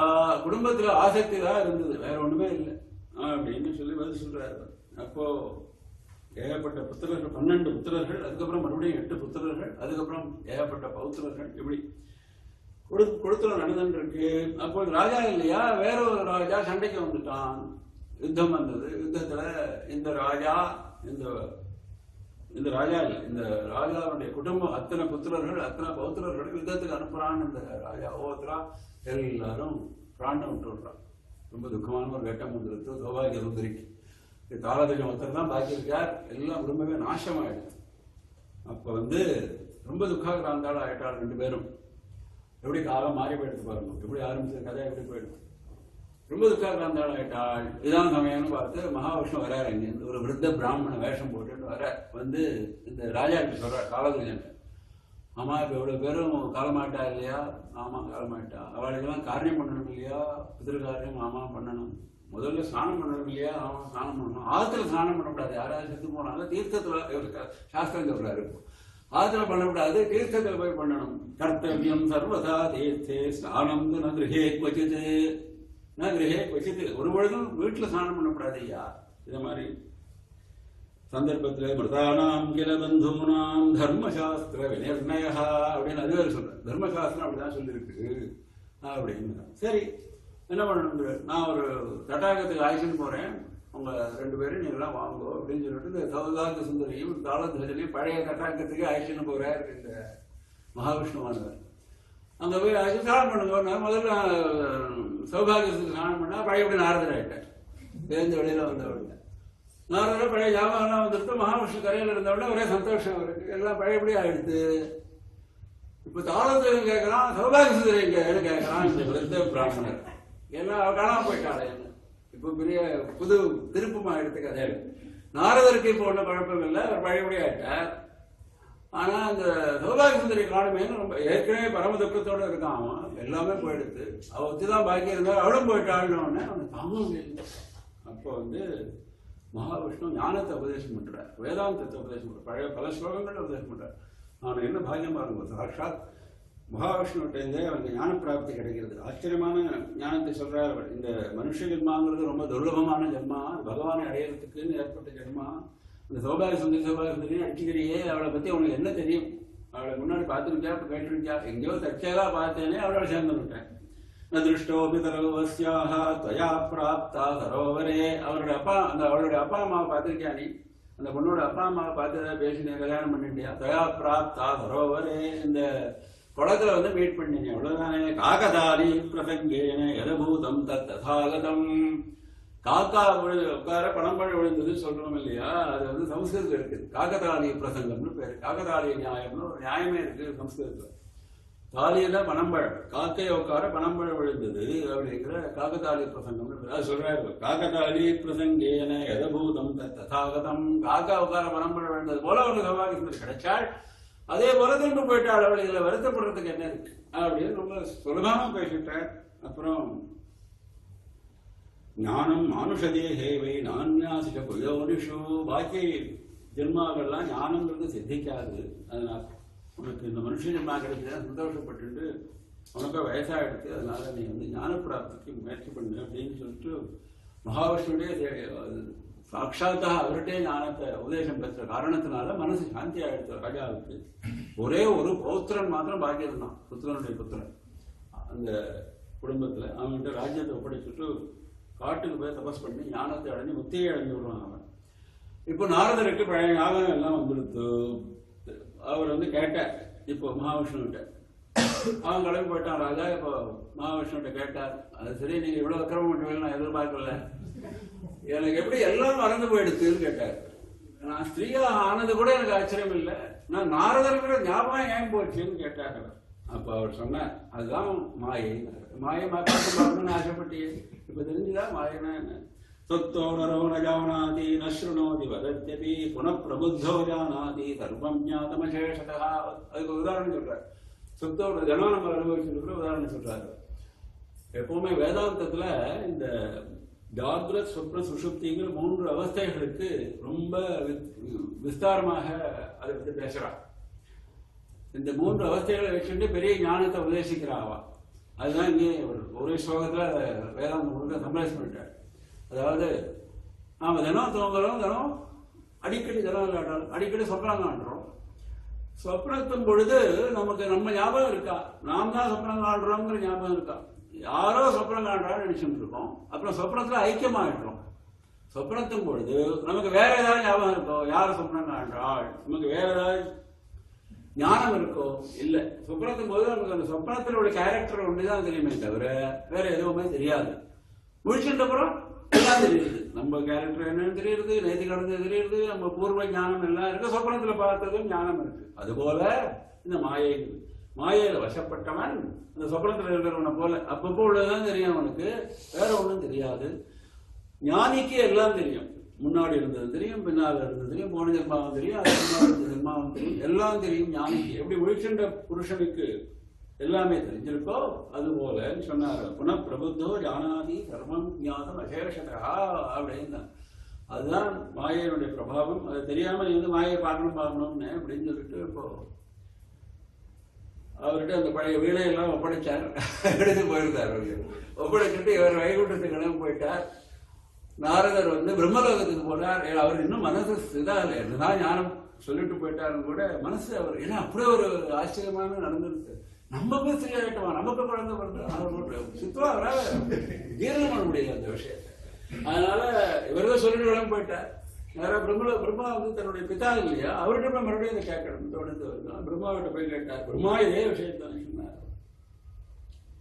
அந்த மாயைகள் யாராலையும் ஜெயிக்க முடியாதுப்பா. துர்கேஷா சுரே சர்வைகி முனிபிஷ்ட மகாத்மபிகி, மகாத்மாவான முனிவர்கள்லாம் ஜெயிக்க முடியாது, தேவர்கள்லாம் ஜெயிக்க முடியாது. தாபசே ஞானயுக்தைஷ்ய யோகிபிகி பவநாசனைகி, தபஸ்விகள் ஞானத்துக்காக போராடுபவர்கள் யோகிகள். பவநாசனைகி, வெறும் வாயு மாத்திரம் பக்ஷம். பவநாசனம் பவனம்னா காத்து, வெறும் காத்து மாத்திரம் வசனமாக சாப்பாடு ஆகாரமாக சாப்பிட்டு இருக்கக்கூடிய யோகிகள்.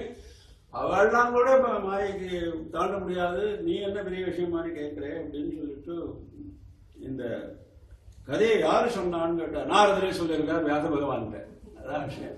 இந்த கதையை வந்து யாரு வருவதும் தெரியாது இந்த கதை.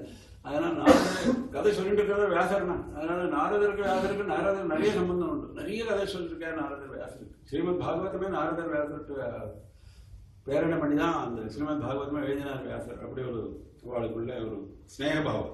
அதனால சொல்றாரு நாரதர் வந்து நான் தான் மாட்டினேன், நீ மாட்டின விடாத வியாசர்கிட்ட வந்து சொல்றாரு. அது மாதிரி நீ அழுதாரு ஞான பிராப்திக்காக முயற்சி பண்ணு அப்படின்னு சொன்னார். அதே போல வியாசர் வந்து ஜனமேஜியர்கிட்ட சொல்றாரு. அதனால எப்பொழுதும் அம்பாளை மறக்காமல் உபாசனை பண்ணு. தியாயேத்ததா ஆராதியேச்ச ருணமேச்சி ஜபேதபி தேன சா ததயா பூத்வா மோட்சயத்வேவ தேகினம் சதயா பூத்வா. தயையினால அவள் வந்து நமக்கு மோட்சம் கொடுக்கிறாளே தவிர உன்னுடைய சாமர்த்தியத்தினால உன்னால மோட்சத்தை அடைய முடியாது. அதுக்குதான் இந்த கதையெல்லாம். சமாயாந்தம் கணத்தேவ சுவானுபூதி பிரதானதா. அந்த ஈஸ்வர அனுபூதி அப்படிங்கிறத வந்து அம்பாள் கொடுத்துதான் உனக்கு கிடைக்கணுமே தவிர நீயா வந்து கண்டு சம்பாதிச்சிட முடியாது. புவனம் கருமாயா சாத் ஈஸ்வரி தஸ்ய நாயிகா. இந்த பிரபஞ்சம் முழுக்கவே மாயை. இதுல மாயை இல்லாத ஒண்ணு கிடையாது. இந்த பிரபஞ்சத்துல முழுக்கவே மாயை. அதுல போய் மாயை இல்லாத ஒரு வஸ்து கிடையாது. அதனால மாயை தாண்டின அந்த ஈஸ்வரிய சரணடைவதை தவிர வேற ஒரு உபாயம் கிடையாது அப்படின்னு சொல்லி அந்த நாரதருடைய கதையை முடிக்கிறார். அதன் பிறகு சூரிய வம்ச சரித்திரத்துக்கு போறார். ஏன்னா வம்ச சரித்திரங்கள் சொல்லணும், புராணம் பஞ்சலட்சணம்னு சொல்லும் போது வம்சம் வம்சாவன சரித்திரம்னு ஒரு புராண லட்சணத்தை சொல்லியிருக்கு இல்லையா. அதனால சூரிய வம்ச சரித்திரத்தை சொல்றார். சூரியலிங்க தாரங்கள்ல ஆரம்பிக்கிறார். பிரம்மாவுடைய புத்திரர் மரீச்சி, மரீச்சியுடைய புத்திரர் கஷ்யபர். அந்த கஷ்யபருக்கும் அதிதிக்கும் பிறந்தவர்கள் ஆதித்யர்கள் என்று சொல்லக்கூடிய இதெல்லாம் முன்னாடி நம்ம பார்த்தோம். தேவர்கள். அந்த தேவர்கள் ஒருத்தர் சூரியன். சூரியனுடைய புத்திரன் வைவஸ்வத மனு. அதனாலதான் வைவஸ்வதன், வைவஸ்வான்னா சூரியன், அதனால வைவஸ்வதன் பேரு. இந்த வைவஸ்வத மனுவுக்கு பிறந்தவர் இக்ஷ்வாகு.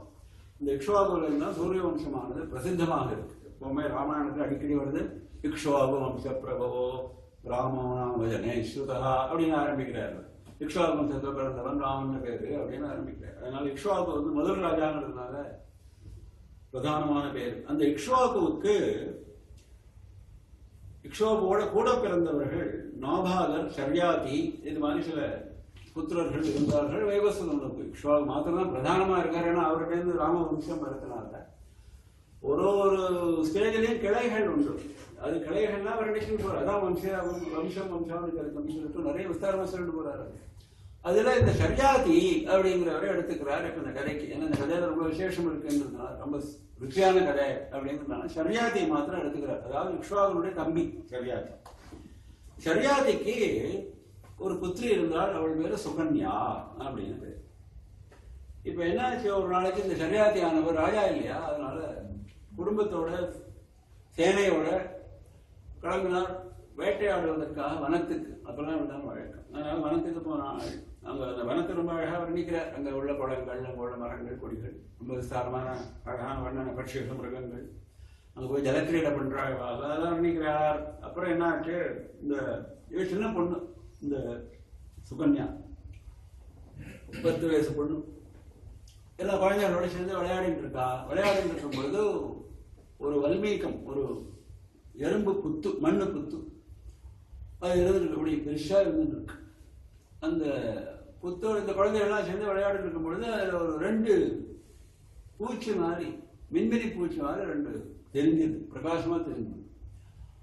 என்ன அப்படின்னு பார்க்கறதுக்காக இந்த குழந்தைகள்லாம் சேர்ந்து முதல்ல புத்த தோண்டுவோம்னு சொல்லிட்டு ஒரு பெரிய குச்சி எடுத்து வச்சு தோண்ட ஆரம்பிக்கும் போது அது கூட சவண மகர்ஷி உட்காந்துருக்கார்.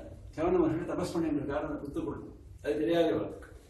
அவர் ரொம்ப ஹீனஸ்வரத்துல, ஏன்னா புத்து பெரிய புத்து உள்ளேருந்து அவரோ தபஸ் பல வருஷமா தபஸ் பண்ணிட்டு இருக்காரு. அதனால ஹீனஸ்வரத்துல ஒன்றும் பண்ணாதீங்கன்னு சொன்னார். அது காதில் வாங்கிக்கல, குழந்தைகள் தானே, அதனால காதில் வாங்கிக்கல. அதில் வாங்கிக்காது மாத்திரம் இல்லை, அந்த ரெண்டு பளிச்சுன்னு தெரிஞ்ச மின்னல் மாதிரி, மின்மினி பூச்சி மாதிரி அந்த ரெண்டையும் இது குத்திழுத்து, இந்த குச்சியினால ரெண்டையும் குத்திட்டாள். யார் குத்தினாள்? இவளே, இந்த சுகன்யாவே குத்தினாள். குத்தின உடனே என்ன ஆச்சு? ரத்தம் வர ஆரம்பிச்சிருக்கு. பயம் வந்துருக்கு. குத்தின உடனே அது ரெண்டு கண்கள், அந்த சவணமர்கள் கண்கள், அது தெரியாதே வாழ்க்கை. கண்ணிலிருந்து ரத்தம் வர ஆரம்பிச்சு பயந்து போயிட்டா. இதுவரை ஏதோ விளையாட்டா இருந்த குழந்தைகள் ரத்தம் வர ஆரம்பிச்சோடனே பயந்து போயிட்டா. அங்கேருந்து எல்லாருமா சேர்ந்து ராஜா கிட்ட போய் சொன்னான் அது மாதிரி. அதுக்குள்ள என்ன எடுத்துன்னு கேட்டாக்க, இவ போய் சொல்றதுக்கு முன்னாலேயே அத்தனை பேருக்கும், அவ்வளவு பெரிய கூட்டம், சேனைகள், எத்தனை பேருக்கும் மலமூத்திர விசர்ஜனம் நின்று போயிடுது. அத்தனை பேருக்கும் நின்று போயிடுது. எல்லாரும் தவிக்கிறா. ஒன்றும் புரியல, எப்படி திடீர்னு இந்த மாதிரி ஆச்சு. சரி, முதல்ல இதுக்கு அரண்மனைக்கு போகலாம்னு ராஜா. அரண்மனைக்கு போனாலும் ஒருத்தருக்கும் மலமூத்திர விசர்ஜனம் நின்றது அப்படியே நின்று போயிடுத்து. பயந்து போயிட்டார் ராஜா. அப்ப எல்லாரையும் போட்டு விளையாடிக்கிறார், நீங்கெல்லாம் ஏதோ தப்பு பண்ணிருக்கீங்க. அப்ப யாரோ சொன்னாங்க சவண மகர்ஷி இருக்கார் அப்படின்னு. சவண மகர்ஷிட்டு யாராவது அபிஷாரம் பண்ணிக்கலாம் ஒவ்வொருத்தரா கூப்பிட்டு கேட்கிறார். ஒருத்தர் நான் ஒன்றும் இருக்கவே தெரியாது, நான் ஒரு அபிஷாரம் பண்ணி பார்த்ததே இல்லை, எல்லாரும் சொல்றாங்க. அப்போ அது கடைசியாக அந்த பொண்ணு சொல்லி எடுத்து உண்மையை. ஒரு எறும்பு புத்து இருந்தது, அதில் அவர் இருக்காரா இல்லைங்களா எங்களுக்குலாம் தெரியாது. ஏதோ ரெண்டு பூச்சி மாதிரி இருந்தது, நாங்கள் குச்சியால் குத்தினேன், ரத்தம் தெரிஞ்சு விட்டாரு. ஆபத்து வந்துருக்கு. நேராக எல்லாரையும் அழைச்சிட்டு திருப்பி அந்த பொண்ணை அழைச்சிட்டு முக்கியமாக அங்கேருந்து போனார். அந்த எறும்பு புத்துக்கு நமஸ்காரம் பண்ணினார். ஏன்னா அதெல்லாம் சவணர் இருக்காரு தெரிஞ்சு விட்டார். அப்போ மெதுவாக அந்த புத்த விலக்கினார். சவண மகர்ஷி வெளிப்பட்டார். அப்போ சொன்னார் வாழலாம், இந்த மாதிரி தெரியாமல் அபிஷாரம் நடந்திருக்கு, தெரிஞ்சு நடக்கலை, நீங்கள் மன்னிக்கணும், எல்லாருக்கும் மலமூத்திர விசர்ஜனம் நின்று போயிடுத்து. நான் ஒன்றுமே பண்ணல, தேவியினுடைய பக்தனுக்கு நீங்கள் இது மாதிரி அடைஞ்ச பண்ணியிருந்தாலும் தேவியினுடைய இது நான் ஒன்றும் பண்ண முடியாது அப்படின்னார். இல்லை, சவணரானவர் அனுகிரகம் பண்றாரு. வாழ்க்கெல்லாம் அனுகிரகம் பண்றதுக்கு முன்னாடி ஒரு கண்டிஷன் போட்டார். எனக்கு சேவை பண்றதுக்கு ஒருத்தர் வேண்டிருக்கு, அதனால நீ சேவை பண்றதுக்கு யாராவது ஏற்பாடு பண்ணி. இது ரொம்ப சின்ன விஷயம் மாதிரி தோணித்து ராஜா கிட்ட போய் ஒரு சேவகன் பண்ணணும்னு கேட்டா. அது பெரிய விஷயமா என்ன? எத்தனை பேர் வேணும், வேற வேணா அனுப்புறேன்னு அனுப்ப தேவை இல்லை. எத்தனை பேர் வேண்டாம், வேற வேணா அனுப்ப முடியாது. நீ உன் பொண்ணு இங்கே இருக்காளே, அவதான கண்ணை குத்தினவள், அவதான் எனக்கு வேணும்னு விட்டாரு. ஐயோ, ஆபத்தா போயிடுச்சு. நான் எதிர்பார்க்கவே இல்லை. உடனே தனியாக கூப்பிட்டு வச்சுட்டு சரி சொல்றேன், அரண்மனைக்கு போயிட்டேன். நான் சொல்றேன் ஆகின்னு போயிட்டார். அங்கே போய் மனசு ரொம்ப பழமை போயிடுது. இவ்வளவு சொல்றாள், புடியால் முடிக்கிறாள் சுகன்யை, நான் சவணரையே பண்ணிக்கிறேன். ஏன்னா தன்னுடைய தப்புக்கு பிராயசித்தம் அதுதான். அவர் சரியா தான் கேட்கிறார், அவ்வளவுதான் பண்ணிக்க போறேன். அப்ப சொல்றார், சாஸ்திரங்கள்லாம் பேசுறார் ராஜா. பித்ரா புத்திரி பிரதாதவ்யா வயோஜாதி பலாயச்ச. பிதாவுடைய கடமை என்ன தெரியுமா? புத்திரியை கல்யாணம் பண்ணி கொடுக்கும் பொழுது வயோஜாதி பலாயச்ச, எல்லா பலமும் தெரிஞ்சுதான் கொடுக்கணும். வயசை பொருத்தம் இருக்கணும், பலத்துல பொருத்தம் இருக்கணும். ஞாதி தரித்திரன் போய் கொடுக்க முடியுமா? தனதாரங்களுக்கு இருப்போம், நீ யாரை வேணா சூஸ் பண்ணு அப்படின்னு ஒரு சேலஞ்சு போட்டார். ரொம்ப வேடிக்கையான ஒரு கதை. இவளுக்கு ஒன்றும் புரியும், தலை சுத்த ஆரம்பிக்கிறது. இவளுக்கு என்னடா வம்பா போயிடுது. இதுல ஒரே ஒரு அட்ராக்ஷன், ஒரு கண் பார்வை கிடைக்கணும். சாட்சாத் லட்சுமிகுமாராலே கண் பார்வை கொடுக்குறேன்னு ஒரு அட்ராக்ஷன். ஆனா பெரிய ரிஸ்க் இருக்கு. இதுல என்ன பண்றதுன்னு புரியுது. நேரம் சவணர்கிட்டே போய் சொன்னா கெட்டியா இருக்கு. சவணர்கிட்டே போய் சொன்னா இது மாதிரி சொல்றா, என்ன பண்றது? ஒன்றும் பண்ண வேண்டாம், நம்ம அவர் சொன்ன ஒத்துழைட்டாரு. அவருக்கு அது அவ்வளவு தெரியும். அதே மாதிரி ஆச்சு. 3 பேரும் வெளியே வந்தாலும் 3 பேரும் ஒரே மாதிரி இருக்கா, என்ன பண்றதுன்னு புரியல. தேவியை பிரார்த்தனை பண்ணினாள் சுகன். அவ்வளவு பத்தி கொடுத்தா இல்லையா? இத்தனை பண்ணின குரு பத்தி சேவை ஒன்னா போயிடுவான். அதனால தேவியானவள் காமிச்சு கொடுத்துட்டாள். இவளுடைய மனசுல பூந்து இவர் நிஜமான சவணர்னு சொல்லிட்டு நிஜமான சவணர் கண்டுபிடிச்சுட்டா. அதனால அஸ்வினிகுமாரால் 2 பேரும் இவளுக்கு ஆசீர்வாதம் பண்ணிட்டு திரும்பி போயிட்டாள். திரும்பி போறதுக்கு முன்னாலே சவணர் சொன்னார், நீங்க பெரிய உபகாரம் பண்ணிருக்கேன், எனக்கு கண் பார்வை என்ன கொடுத்துருக்கேன். கண் பார்வை கொடுத்தது மாத்திரமில்லை, எனக்கு யௌவனம் வேற கொடுத்துருப்பேன். பிறகு யுவாவாயிட்டாரு. அஸ்வினிகுமார சமானமா இருக்காரு. ரூபம் வேணா பழைய சவண ரூபம் கொடுத்தாலே தவிர அந்த யௌவனத்தை கொடுத்துட்டு போயிட்டாள் அஸ்வினிகுமார். அவளுக்கு முடியும். யுவாவா வேற பண்ணிருக்கேள், கண் பார்வை வேற கொடுத்திருக்கேள். அதனால நான் பிரத்யுபகாரமாக ஏதாவது பண்ணணும், என்ன பண்றதுன்னு புரியலையேன்னு கேட்டார். அப்போ அஸ்வினகுமார் சொன்னாள், இது மாதிரி எங்களுக்கு சோமபானத்துக்கு அருகதை இல்லை அப்படின்னு பண்ணி வச்சிருக்கார் தேவேந்திரன். எல்லா தேவர்களுக்கும் சோமபானம் உண்டு, ஆனா எங்களை மாத்திரம் விலக்கி வச்சிருக்காரு அவர். அதுக்கு முடிஞ்சாலும் சொன்னா ஒன்றும் கம்பேர் பண்ண முடிஞ்சா பண்ணுங்கன்னு சொல்லிட்டு போயிட்டார். சமணர் சொன்னார், நான் பாத்துக்கிறேன். அடுத்தபடி என்ன ஆச்சு, கொஞ்ச நாள் கழிச்சு சரியாதி இந்த பொண்ணு மாப்பிள்ளைய என்ன பண்ணிட்டு இருக்கான்னு பாக்குறதுக்காக வர கொஞ்ச நாள் கழிச்சு வராரு. வந்தாக்க பொண்ணு பழையபடி இருக்கா, இங்க இவர் மாப்பிள்ளை மாறி போயிட்டார். ஒண்ணும் புரியல அவருக்கு. வேற கல்யாணம் பண்ணிவிட்டா கண்ணாபேரா வைய ஆரம்பிச்சுட்டார். பண்ண என்ன எப்பேற்பட்ட குளத்துல வந்தேன் நீ, இது மாதிரி வேற ஒரு புருஷனை கல்யாணம் பண்ணிட்டு அப்பவே நான் சொன்னேன் அவரு கல்யாணம் பண்ணிக்க வேண்டாம் அப்படி எல்லாம் ஆரம்பிச்சு கண்ணாபேரான்னு பேச. அவர் பேசுறது நிறுத்தி சொல்றதுக்கே டைம் ஆயிடுச்சு, அவ்வளவு பேசிட்டாரு அவர். அதுக்கு அப்புறம் நிறுத்திட்டு விஷயத்தை சொன்ன அப்படியே ரொம்ப சந்தோஷப்பட்டார். அப்போ சமணர் இந்த விஷயத்தை ஆரம்பித்தார். எந்த விஷயம், இந்த சோமபான விஷயம். அவருக்கு அது மனசு உறுத்துட்டு இருக்கு இல்லையா, அதனால சொன்னார், அவர் சரியா கேட்டு நீ ஒரு யஜ்யம் பண்ண, யஜ்யத்தில் எல்லா தேவர்களையும் கூப்பிட்டு, அந்த காலத்து தேவர்கள் எல்லாம் கூப்பிடுற சக்தி இருந்திருக்கு அவளுக்கு. சொதகா அவெல்லாம் பிரத்யட்சமா வரக்கூடிய சக்தி இருந்தது. அதனால எல்லா தேவர்களையும் கூப்பிடு, அஸ்வினகுமாராலையும் கூப்பிடு, நான் பாக்கிய பார்த்து. அங்கே தேவேந்திரனே வந்துட்டார், பிரகஸ்பதி வந்துட்டார், எல்லாரும் வந்துட்டார். பெரிய யஜ்யம் நடக்கிறது. சவணர் பிரதானமா உட்காந்து யஜ்யத்தை நடத்திட்டு இருக்கார். சவணர் இல்லையா, பிருகுபுத்திரர், பிருகு மகர்ஷியோட புத்திரர் சவணர், சாமானியப்பட்டவர் இருக்கார். ஏற்கனவே பார்த்தோம் நம்ம சவணரும் பிரகலாதனும் சந்திக்கின்றது பாத்தாளத்துல, அவர் வேற ஒரு கதையில பார்த்தோம். இப்போ யஜ்யமானது நடந்துட்டு இருக்கு. சோமபானம் பண்ற கட்டம் வந்தது. தேவேந்திரனுக்கு சோமபானம் பண்ணால் பாக்கி தேவர்களுக்கு சோமபானம் ஒரு பாகத்தை எடுத்து தனியா வச்சுட்டாரு அவர் சவணர்.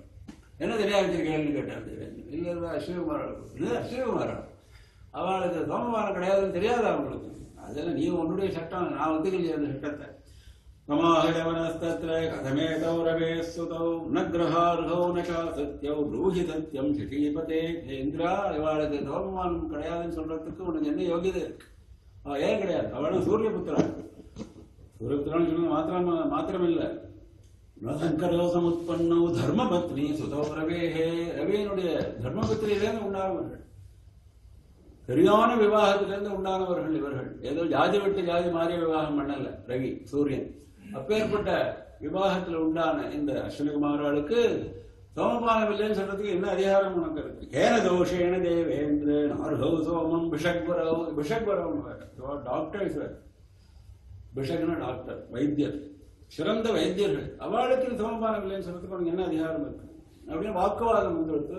கடைசியில இந்திரன் சமணரை கண்ணாபிலான்னு அவமதிச்சு உன்னை சிறைச்சேதம் பண்ணிடுவேன்னு சிந்தனுக்கு எப்போ கோபம் ஜாஸ்தி.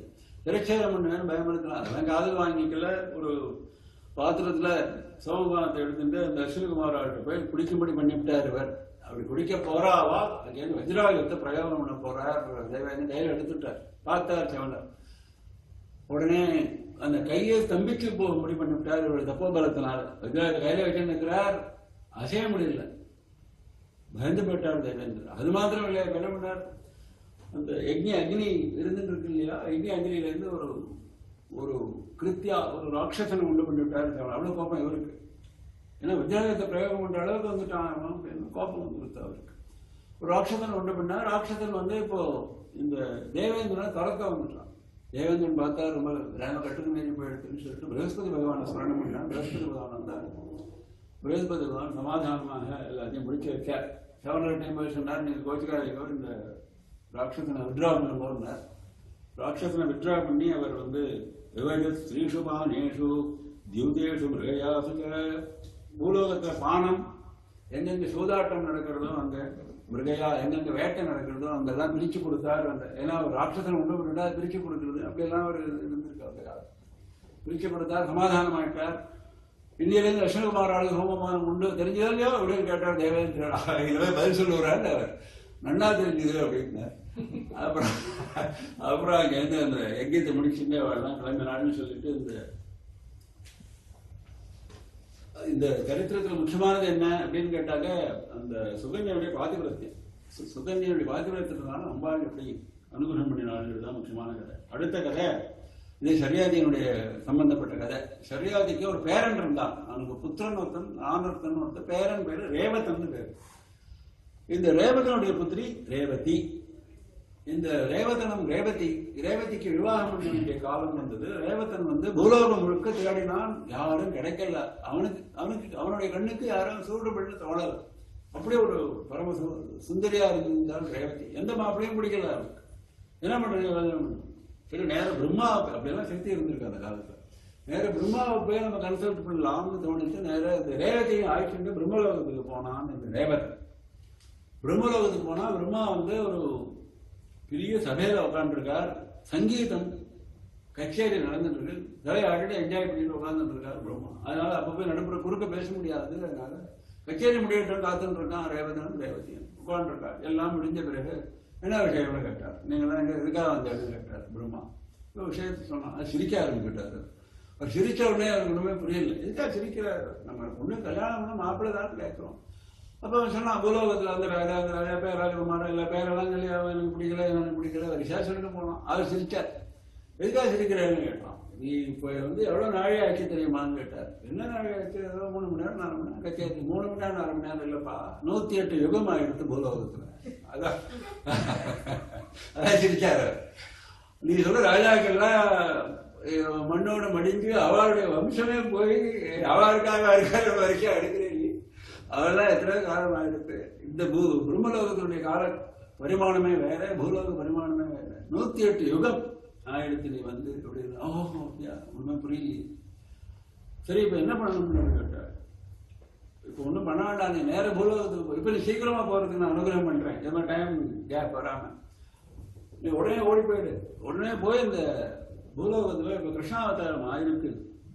பலராமன் வந்து அவதாரம் பண்ணியிருக்காரு. அந்த பலராமனுக்கு இந்த ரேவதியை கல்யாணம் பண்ணி கொடுத்துருவோம் அப்படின்னாரு. இந்த ரேவதிக்கும் பலராமனுக்கும் கல்யாணம் நடக்கிறது பூலோகத்துக்கு வந்து அப்படின்னு கதையை சொன்னார் வியாச பகவான். உடனே ஜனமேஜர் கேட்டார், 108 யுகம் ஆயிடுச்சுன்னா ரேவதி கழவையா போயிருக்க மாட்டாளான்னு கேட்கிறார். சரியான கேள்வி கேட்கிறார். அப்போ இது மாதிரி ஏதாவது ஒரு கேள்வி கேட்கறது. கழவையான ரேவதியா கல்யாணம் பண்ணிட்டார் பலராமன். அடடா, அது ஒன்று சொல்ல விட்டு போயிடுத்து எனக்கு கதையில அப்படின்னு சொன்னார். பிரம்மலோகத்துல கழத்தனம் கிடையாது. நஜராசக்தி பாசாவா நமிருத்யு ந பயம் புனகா நதுக்லானி பிரபவதி பிரம்மலோகே ததானகா. பிரம்மலோகம் இல்லையாது, அந்த பசி கிடையாது, தாகம் கிடையாது, மிருத்யு கிடையாது, பயம் கிடையாது, கிளானி துக்கம் கிடையாது. அதனால அப்படியே எந்த வயசுல அதை திரும்பி போனாலும் அதே வயசுல தான் திரும்பி வந்த ஆவாள்னு சொல்லி அந்த பலராம விவாகத்தை சொல்லி சொன்னார். அதன் பிறகு அந்த சூரிய வம்சத்து ராஜாக்கள் பல பேரை பத்தி சொல்லிட்டு போற. சூரியவம்சம்லாம் இருக்கும். நம்ம சரியாதியும் சூரியவம்சம் சேர்ந்தவன் தானே. இக்ஷோபுரம் ஆரம்பிக்கும். அதனால பல ராஜாக்கள் அதெல்லாம் விஸ்தாரமா சொல்லிட்டு போறார். அதுல ஒரு ராஜா, அவனுக்கு பேரு ககுஸ்தன்னு பேரு. அவனுடைய ஒரிஜினல் பேர் வந்து இந்திரவாகன்ற பேரு. அப்புறம் பின்னால வந்தது ககுஸ்தங்கிற பேரு பின்னால வந்தது. அதாவது என்ன ஆச்சுன்னு கேட்டாக்க, ஒரு சமயம் இந்த தேவர்களுக்கும் அசுரர்களுக்கும் யுத்தம் ஏற்படும் பொழுது மனுஷர்களுடைய உதவியை தேவர்கள் நாடுவது வழக்கம் அந்த காலத்துல. அப்படி ஒரு ஆச்சரியம். அப்படி அவ்வளவு பலவான இவா இருந்திருக்கான். தேவர்களுக்கு உபகாரம் பண்ற அளவுக்கு சூரிய வம்ச சக்கரவர்த்திகள் அவ்வளவு பலவான்களா இருந்த காலம் அது. அப்படி ஒரு ஆச்சரியம். அதுக்கு முதல் உதாரணம் இந்த ககுஸ்தன் ஆரம்பிக்குது. பிரகஸ்பதி பகவான் சொன்னார் தேவேந்திரன்ட்டு, நீ வந்து பூலோகத்துல போய் ககுஸ்த ராஜா இருக்கான், அவனுக்கு பேர் வேற ஏதோ மறந்து போயிடுது. ககுஸ்தங்க பேர் பின்னால வருது அந்த ராஜாக்கு. அவன்கிட்ட போய் உபகாரத்தை கேளு அப்படின்னு சொன்னார். உடனே தேவேந்திரன் பூலோகத்துக்கு வந்து இந்த ராஜா கிட்ட வந்து கேட்கலாம், நீ வந்து எனக்கு உபகாரம் பண்ணணும். அப்போ அவன் கண்டிஷன் போட்டான் அந்த ராஜா. என்ன கண்டிஷன் தெரியுமோ? நீ வந்து ரிஷபமாக மாறி ரிஷபமாகிய இந்திரனாகிய ரிஷப வாகனத்துக்கு மேல நான் உட்காந்து யுத்தம் பண்ணுவேன், அதுக்கு நீ சம்மதிக்கிறேன். எப்படி ஒரு ஆச்சரியமான ஒரு சேலஞ்சு பாருங்க. எப்படி ஒரு தைரியம் இருந்திருக்கு அந்த காலத்துல. தேவேந்திரனை வாகனமாக ஏற்றுட்டு இவர் வந்து வாகனம் மேல உட்காந்து யுத்தம் பண்ணுவாரோம் அப்படின்னு சொன்னார். அது போல யுத்தம் நடந்தது. அதனாலதான் கக்குஸ்தங்கிற பேர் வந்தது. கக்குத்துனாக்க அந்த ரிஷபத்துக்கு இப்படி ஒரு இது இருக்கு இல்லையா, அதுக்கு பேர் கக்குத்துன்னு பேர். அது மேலே ஒரு உட்காண்டதுனால ககுஸ்தன்னு பேர் இவருக்கு.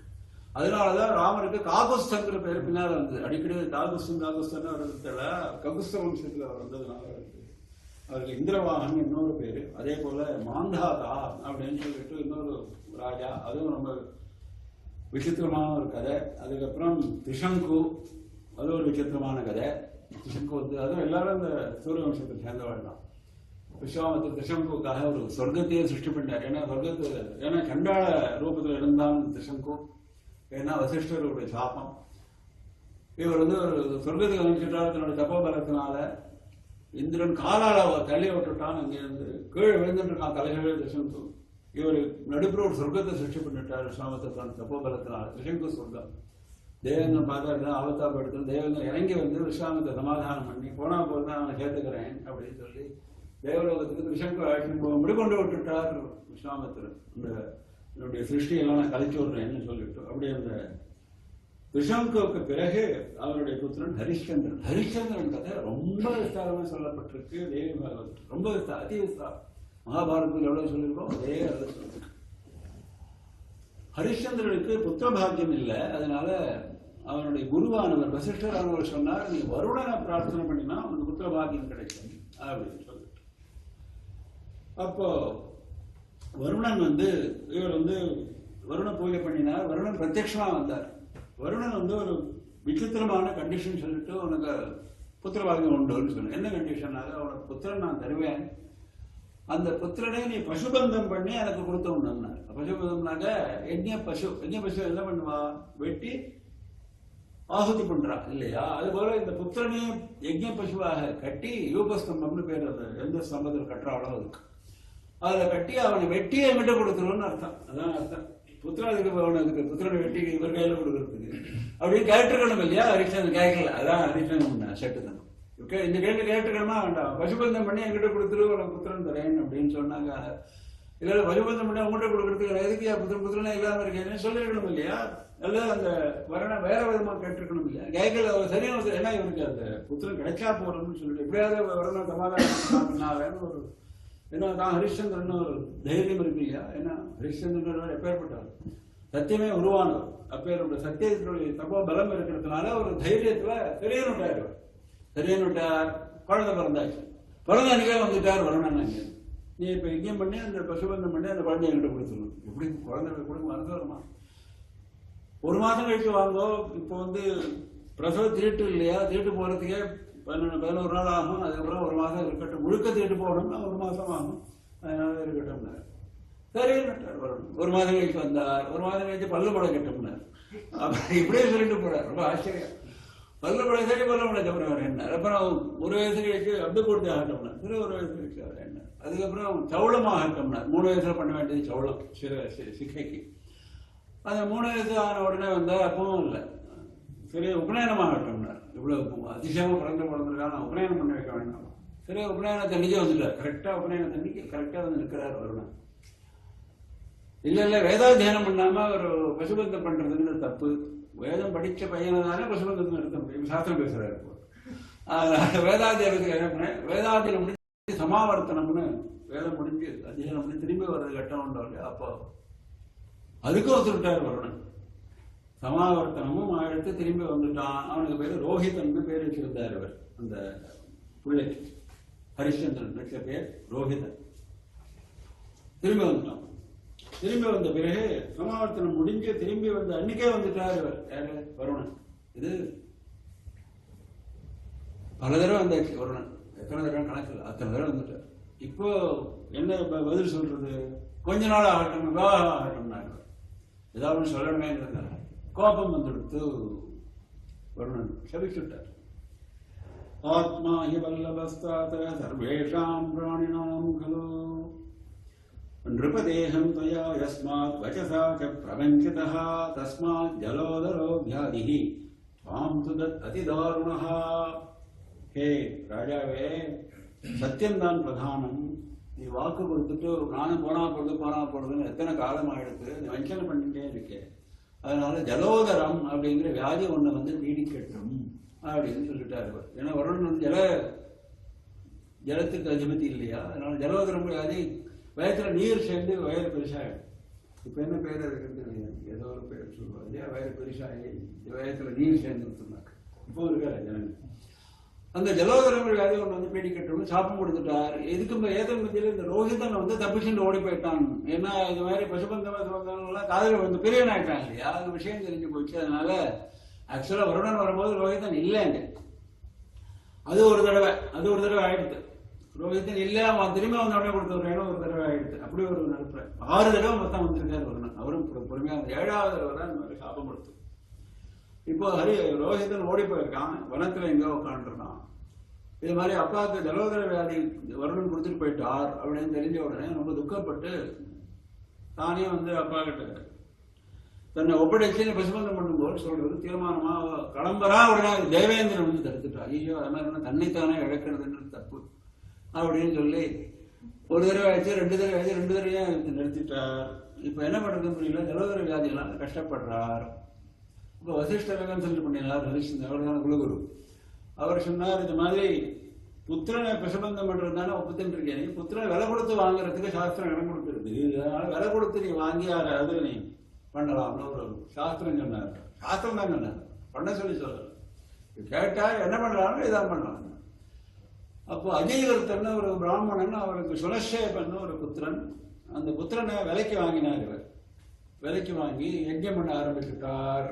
அந்த சுலஷேபன்கிற புத்திரனை யூபஸ்தம்பத்துல கட்டி அந்த குழந்தையை வெட்ட வேண்டிய காலம் வந்துடுத்து. யஜ்யத்தில் கதர்ன்னு கதறான் அந்த குழந்தை. அங்க உள்ள சபையில உள்ள அத்தனை பேரும் ஹரிச்சந்திரன் வைய ஆரம்பிச்சுட்டான். ஹரிச்சந்திரனுக்கு ரொம்ப பெரிய பேர், சத்தியவாதி.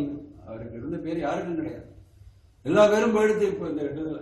இது மாதிரி ஒரு விசித்திரமான ஒரு குரூரமான காரியம் அவர் பண்ற காரணத்தினால எல்லாரும் சேர்ந்து சொல்லிட்டா, ஆஹா நீங்க பண்றது ரொம்ப தப்பு அப்படின்னுட்டா. ஜலோதர வியாதிக்கு வேணா வேற மருந்து நம்ம கண்டுபிடிக்கலாம், அதனால இந்த குழந்தை நீங்க இது பண்றது தப்பு. இவருக்கு அதுல இஷ்டம் இல்லை. வருணனுக்கு சொன்னபடி நம்ம வருணனுக்கு கொடுத்தோம்னா அப்படின்னு. அப்ப விஸ்வாமித்திரன் சபையில இருக்கிறவர் இங்க நேர்ந்து வந்தார். அவர் சொன்னார், இது மாதிரி நான் வருணன்ட்டு எப்படியா சமாதானப்படுத்திக்கிறேன், நீ அவனை விட்டுடுவேன். அதெல்லாம் முடியாது, வருணன் சொன்னதான். அப்புறம் வருணன் மறுபடியும் தொந்தரவு பண்ணுவார் என்ன அப்படின்னு விஸ்வாமித்திரர் எவ்வளோ சொல்லி பார்த்தார், நடக்கல.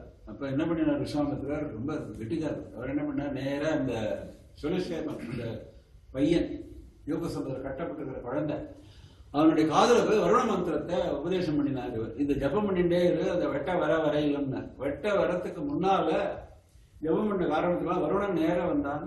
விஸ்வாமித்திரர் பிரார்த்திக்கின்றார். வருணன் நீ ஒன்றும் பண்ண வேண்டாம்னு சொல்லிட்டு யஜ்யத்தை எடுத்துட்டு திரும்பி போயிட்டார். வருணன் அவர் விஸ்வாமித்திரர் என்ன சொன்னாரோ அது நடந்துடுச்சு. இப்போ அந்த குழந்தை பழச்சிட்டாலும் யஜ்யம் நின்று போயிடுத்து. இவர் வருணத்தை பிரார்த்திக்கின்றார், ஹரிச்சந்திரன் எனக்கு வியாதி போகணும், வியாதியும் போயிடுது, போச்சு விடுறேன், வியாதியும் போயிடுது, எல்லாமே சொஸ்தமாயிடுத்து, பழையபடி ஆயிடுத்து. ஆனால் இப்போ இந்த குழந்தை பழச்சுட்டான் இல்லையா, அந்த குழந்தை கேட்கறான், எனக்கு யாரு அப்பா இப்போன்னு கேட்டான். எனக்கு யாரு இப்போ பழைய அஜயகர்த்தன் பிதாவா, என்னை காப்பாத்தினாரு விஸ்வாமித்திரர் அவர் பிதாவா, யாரு பிதாவான்னு கேட்டான். அப்போ வாமதேவர்னு ஒரு பெரிய மகர்ஷி, அவர் சாஸ்திரம் பேசுறார். அன்னதாதா பயத்ராதா ததா வித்யா பிரதர்ஷய ததா வித்த பிரதர்ஷைவ பஞ்சைதே பிதரஸ்கிருதாக. 5 பேர் பிதா. அன்னதாதா யாரு அன்னத்தை கொடுத்து காப்பாற்றுறாளோ அவர் பிதா. அப்படின்னா முதல்ல அன்னதாதா நடத்தக்கூடாது. அதாவது ஒரு சரியான பிதா இல்லாத இதெல்லாம் கண்டிஷன்ஸோட நம்ம அண்டர்ஸ்டாண்ட் பண்ணிக்கணும். அன்னத்தை கொடுத்து காப்பாற்றுறவர் பிதா. பயத்ராதா நமக்கு பிராண பயம் ஏற்பட்ட போது நம்மளை யாரு காப்பாற்றுறாளோ அவரும் பிதா. ததா வித்யா பிரதர்ஷயா யாரு வித்தியை கொடுக்குறாளோ அவரும் பிதா. ததா வித்த பிரதர்ஷைவ இது டிகிரி குறைஞ்சுட்டே வருது. முதல்ல அன்னதாதா, அப்புறம் இப்படி குறைஞ்சுட்டே வருது. வித்தை அடுத்தபடி வித்தம் யாரு தனத்தை கொடுத்து காப்பாற்றுறாளோ. பஞ்சைதே பிதரஸ்கிருதாக அப்படின்னு சொன்னார். இந்த 5 பேரும் பிதா. 5 பேர்னா 4 பேர் தானே இருக்குன்னா முதல்ல ஒரிஜினல் பிதா, அதை சேர்த்துக்கணும்னு அவரை சேர்த்து பிதா அப்படின்னு சொல்லிட்டு சொன்னார். உடனே யார் இப்ப காப்பாத்தினா, பிராணத்துல காப்பாத்தின விஸ்வாமித்திரர். அதனால விஸ்வாமித்திரர் சொன்னார், என்னோட வந்துருவார். வாமதேவர் சொன்னது கரெக்ட் தான். அப்படின்னா விஸ்வாமித்திரர் ஆக்ஷன் போயிட்டார். அந்த குழந்தைய ரோஹிதன் ஆக்ஷன் தங்கிட்ட வச்சுட்டார். இப்ப ஏத்தன் மத்தியில என்ன ஆயிடுது அப்படின்னு கேட்டாக்க, 2 பேரும் அதாவது விஸ்வாமித்திரரும் வசிஷ்டரும் தேவலோகத்துல போய் ஒரு யஜ்யத்துல பங்கெடுத்துட்டார். அப்போ போராத காலம் வசிஷ்டர் ஹரிச்சந்திரனை ஸ்தோத்திரம் பண்ணி சொல்லிட்டார். அவனுக்கு சமானமான ராஜா கிடையாது. ஹரிச்சந்திரனமோ ராஜா நபூதோட பவிஷ்யதி. ஹரிச்சந்திரன் சமானமான ராஜா முன்னாடி இருந்ததில்லை, பின்னாலே இருந்ததில்லை. சத்தியவாதி ததா தாதா சூர பரமதார்மிக ஏகப்பட்ட விசேஷம் போட்டார். சத்தியவாதி, பெரிய கொடையாடி, பரமதார்மிகன், பெரிய சூரன் அப்படின்னா என்ன கோபம் வந்தது விஸ்வாமித்திரருக்கு. மகாபாபம் எங்க வராதா பின்ன என்ன வச்சுட்டு அவரை சோதனை பண்ணுகிறையா. அவன் படுத்துற பாடுதல் நீர் தானே இருந்து. அசத்தியவாதினம் காமம் அதாதாரம் மகாகலம். அசத்தியவாதி மகாகலம், மகாதுஷ்டன், அயோக்கியன். அவனுக்கு போய் சொல்றேன், ஆஜன்ம சஞ்சிதம் சர்வம் புண்ணியம் மம வினஷ்யது. அவன் அசத்தியவாதி, நான் ப்ரூவ் பண்ணலைனாக்க நான் இத்தனை நாளா சம்பாதிச்ச புண்ணியம் எல்லாம் போகட்டும்னு பிரதிஜை பண்ணிவிட்டேன். தேவலோகத்தை உட்காந்து தேவேந்திர சந்நிதியில விஸ்வாமி பெருகின்னு விட்டார், வசிஷ்டர் சேலஞ்சு எடுத்துன்னு விட்டார். அதுக்கப்புறம் தான் அந்த ஹரிச்சந்திர கதையினுடைய பிரதான கட்டங்கள்லாம் வருது. அங்க என்ன வர்றாரு, பூலோகத்தை வந்து ஏகப்பட்ட டெஸ்ட் வைக்கிறார். நம்ம அதுக்குள்ளெல்லாம் போயிட்டு இருக்க வேண்டாம். இப்போ ஒரு பிராமண வேஷம் போட்டு ஏமாத்துறார். ஏமாத்தி இது மாதிரி என்னுடைய பிள்ளைக்கு கல்யாணம் பண்ணி வைக்கணும், தனம் கொடுன்னு கேட்டால் தனம் கொடுத்தேன்னு அவர். தனம்னா என்ன, ஒரு ராஜ்யத்தை கொடுக்குறார். ராஜ்யத்தை வாங்கிட்டார். ராஜ்யம் வந்து கொடுத்துட்ட எந்த தானம் கொடுத்தாலும் தட்சிணைன்னு ஒன்று உண்டு இல்லையா சொல்றாரு அவர். அதுக்கு மனுவை வேற கோட் பண்றாரு. தட்சிணாம் தேஹி ராஜேந்திர தான யோக்யாம் மகாமதே. எந்த தானம் கொடுக்கிறோமோ அதுக்கு தகுந்த தட்சிணையை கொடுக்கணும் மனு சொல்றாரு. தட்சிணா ரகிதம் தானம் நிஷ்பலம் மனுரப்ரவீத்து. மனு சொல்ற தட்சிணை கொடுக்காத தானம் நிஷ்பலம். ஹேமபாரத்வயம் சார்த்தம் தட்சிணாம் தேஹி சாம்பிரதம். இவருடைய ராஜ்யத்தை என்ன கொடுத்துட்டார், அதனால 2 பாரம் தங்கம் கொடுத்தாதான் அதுக்கு தட்சிணை ஆகும்னு அதுக்கு கால்குலேஷன் வேற போட்டுட்டார். அவர் ராஜ்யத்தை எல்லாம் கொடுத்துட்டார், தரித்திரன் ஆயிட்டார். அவர்கிட்ட காலெல்லாம் தங்கம் கிடையாது. ஹேமபாரத்வயத்தை எங்க போவது, அதுதான் எதிர்பார்த்துட்டு இருந்தார். அப்படின்னா அதெல்லாம் எனக்கு தெரியாதுன்னு கொஞ்சோண்டு டைம் வேணாம் தரேன் அப்படின்னா ஏதோ ஒரு டைம் 2 பேரும் அக்ரி பண்ணிட்டார். அந்த டைம் முடிஞ்ச உடனே வந்துட்டார். வந்துட்ட உடனே இவர் சொன்னார், ஹரிச்சந்திரன் இந்த மாதிரி நான் இப்போ காசிக்கு போயிட்டு இருக்கேன், எப்படியாவது உங்க கடனை தீர்த்துருவேன், நீங்க கவலைப்பட வேண்டாம். எவ்வளவு டைம் வரும், 1 மாத காலம் வரும். சரி 1 மாத காலம் வரை நீ காசிக்கு போ. ராஜ்யத்தை விட்டு பரம தரித்திரனாக ஏழையாக ஹரிச்சந்திரனும் அந்த அவருடைய பத்தினியும் இந்த புரோஹிதன் புத்திரன் விஸ்வாமித்திர திருப்பி கொடுத்துட்டார் அந்த புத்திரனை ஏதன் மத்தியில. அதுவும் ஒரு கபடமாக தான் பண்ணார். அவருக்கு தான் இருக்க வேண்டியவன். அதாவது சுனஷேபன் அவர்கிட்ட இருக்க வேண்டியவன், அந்த யோகஸ்தம்பத்தில் கட்டினவன். ரோஹிதங்கிறவன் இதுல இருந்து வந்தவன், காட்டுல இருந்து திரும்பி இவருடைய ஒரிஜினல் புத்திரன். அவன் திரும்பி வந்துட்டான். அவனை வந்துட்டு ஒப்படைக்கிட்டார் விஸ்வாமித்திரர். இந்த ஒரிஜினல் புத்திரனை வந்துட்டு ஒப்படைக்கிட்டார். இந்த யோகஸ்தம்பத்தில் கட்டின புத்திரனை தான் வச்சுட்டார். அதனால இவன் 3 பேரும் கிளம்பி காசிக்கு போறா. காசியில போய் ரொம்ப கஷ்டப்படுறா. பத்தினி சொல்றாள், யார்ட்டா பிக்ஷை வாங்கலாம். ரொம்ப நல்லா இருக்கு. சத்திரியன் பிக்ஷை வாங்குறது சாஸ்திர விரோதம். பிக்ஷை வாங்கி தானம் வாங்குறது இதெல்லாம் பிராமணனுக்கு தான் ஏற்பட்டது அவர் சொல்றார். அது வந்து பரதர்மம், நான் பண்ண மாட்டேன். சத்தியேனார்க்க பிரதமதி சத்தியே திஷ்டதி மேதினி சத்தியே சோக்த பரோ தர்மஹா சொர்க்க சத்தியே பிரதிஷ்டதா. எல்லாமே சத்தியத்துல தான் இருக்கு. சொர்க்கலோகமே சத்தியத்துல தான் இருந்துருக்கு. அதனால நான் மாட்டேன். அப்போ எப்படியாவது இதை பண்ணணுமே, என்ன பண்றது அப்படின்னா அப்போ வந்து பத்தினி சொன்னால் என்ன வித்துடுங்க, என்னை வித்து அதில் என்ன பணம் கிடைக்கிறதோ அதை வச்சுட்டு அவர்கிட்ட கொடுத்து விடும் அப்படின்னு சொல்லிட்டு சந்தையில போய் கோக்கல் விடுறார். இந்த என்னுடைய பத்தினி யாராவது விலைக்கு வாங்கிங்கோ. இவர் என்ன பண்ணார், விஷயம் ஏதோ பிராமண வேஷம் போட்டு அவரே வந்து விலைக்கு வாங்கி போயிட்டார். அது பணத்தை கொடுத்துட்டார். அப்போ அந்த பத்தினி சொன்னாலும் அந்த பிள்ளை வந்து சின்ன பையன் தானே கதறான்னு, அதனால அவனே நீங்க விலைக்கு வாங்கிடுங்கன்னு அந்த பிராமணர்கிட்ட சொல்றார். பிராமணர் அதுக்கு இன்னும் கொஞ்சம் எக்ஸ்ட்ரா பணத்தை கொடுத்து 2 பேரையும் விலைக்கு வாங்கிட்டு போயிட்டார். விலைக்கு வாங்கிட்டு அவளை வேலைக்கார வச்சுட்டு இருக்காரு தன்னுடைய ஆத்துல இவர் விஸ்வாமித்திரர். அப்படி வச்சுட்டு இருக்கும் பொழுது என்ன எடுத்து அந்த பையன் இருக்கான் ரோஹிதன், வெளியில எங்கேயோ போனவன் ஒரு சர்ப்பத்தினால கடிபட்டு செத்து போயிடுறான். அதுவும் இவருடைய ஏற்பாடு, எல்லாம் இவருடைய ஏற்பாடு தான். ஆரம்பத்தே கடைசி வரலாம் எல்லாம் ஜோடிச்சு வச்சிருக்கேன். ஆனா ஒருத்தருக்கும் தெரியாது. பிராமண வேஷம் போட்டு எல்லாம் பண்ணிட்டு இருக்காரு. சர்ப்பத்தினால செத்து போயிட்டான். உடனே காதல விழும்படி பண்ணினாள். இந்த பத்னிகிட்ட காதல விழும்படி இவர் தான் பண்ணினார். பிள்ளை செத்து போயிட்டான், நான் போய் பார்க்கணும் அப்படிங்கிற. பிள்ளை செத்து போயிட்டா போய் பார்க்கணுமா? நீ வந்து தாசி தெரியுமோ இல்லையோ, எஜமானனுக்கு துரோகம் பண்ற தாசிக்கு என்ன பலன்னு தெரியுமோ இல்லையோ, அவர்கள் தனியாக நரக சாஸ்திரம் பேசுறாரு. பிள்ளை செத்து போயிட்டா வேலையை விட்டு போகலாம். இப்படி எல்லாம் பேசி எவ்வளவு கொடுமைப்படுத்தணுமோ படுத்துறார்.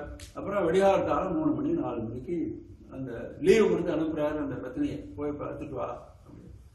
அந்த குழந்தைய கதறாள். அங்க உள்ளவாள்லாம் யாரோ நினைச்சுட்டு இந்த பசங்களை துன்புறுத்தக்கூடிய ஏதோ ராட்சசி போட்டிருக்கேன்னு அப்படியே இருந்தாலும் வந்து ஒரு குழந்தைய வச்சு கதறாள். அவனை தனியா ஒத்துமை கிடையாது அப்படின்னு சொல்லிட்டு அவளை ஜெயில போட்டுருக்கான். அங்க உள்ள சேவகர்கள் இப்படிதான் கதை மாறிட்டே போறது. அது கூட அங்கேருந்து வந்து வராரு ஹரிச்சந்திரன், இது மாதிரி இன்னும் கொஞ்சம் பணம் பாக்கி இருக்கு தெரியுமா இல்லையா, இது வந்து இவர் தான் பணம் கொடுத்தது.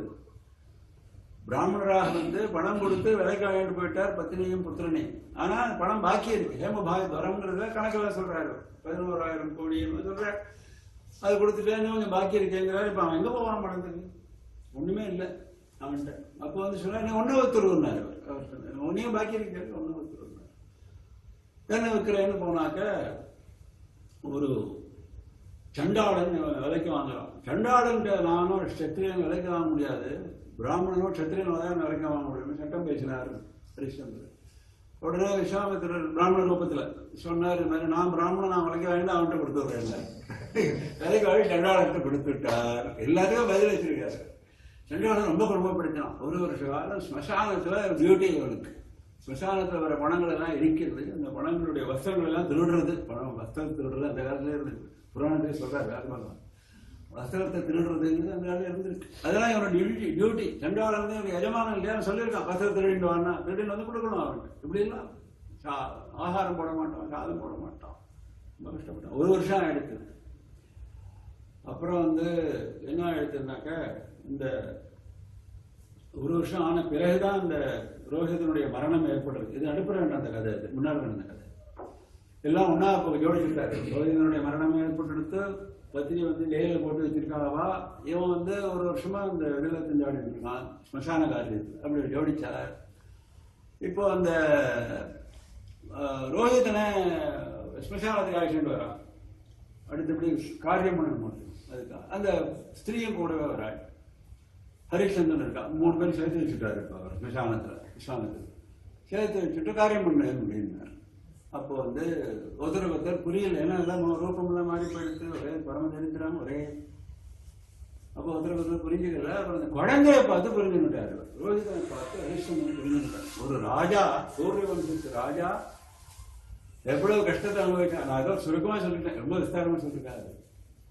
அப்போ வந்து அந்த ரோஹிதனை அந்த சித்தையில படுக்க போட்டு அம்பாளை இப்போ இதனால முன்னாடியே அம்பாளை ஸ்மரிச்சிக்க மாட்டாரோ, போராத காலம்.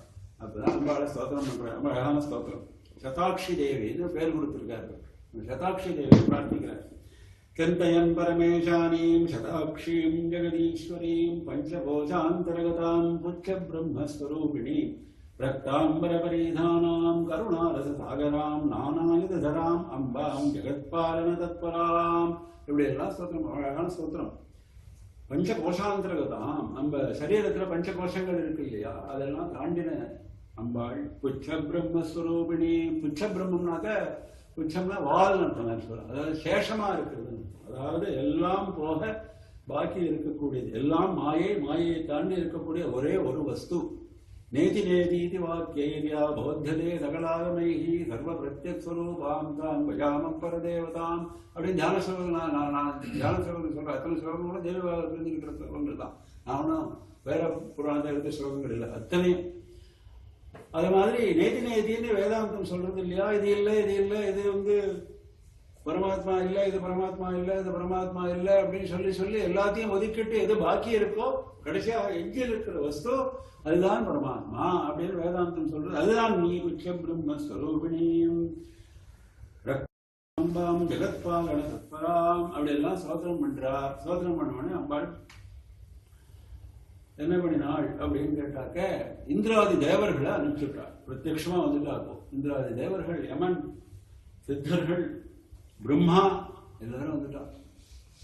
அப்போ வந்து சமாதானப்படுத்துகிறாள் இந்த ஹரிச்சந்திரன். இதெல்லாம் ஒரு நாடகம் நடத்தினார் விஸ்வாமித்திரர். அவர்கிட்ட இவர் தான் விஸ்வாமித்திர பிராமணராக வந்து அவனை தொந்தரவு பண்ணிட்டு இருந்தாரு. அவர் தான் விஸ்வாமித்திரர். அவருக்கு பேர் என்ன தெரியுமோ, விஸ்வத்ரேணையோ மைத்ரியும் கர்த்துமிச்சதி தர்மதா. அவர் விஸ்வாமித்திரன் பேர் என்ன, விஸ்வத்தில் உள்ள அத்தனை பேரும் அவருக்கு மித்ரன். அதனால உன்னையும் மித்ரனா தான் வச்சுட்டு இருக்கார்.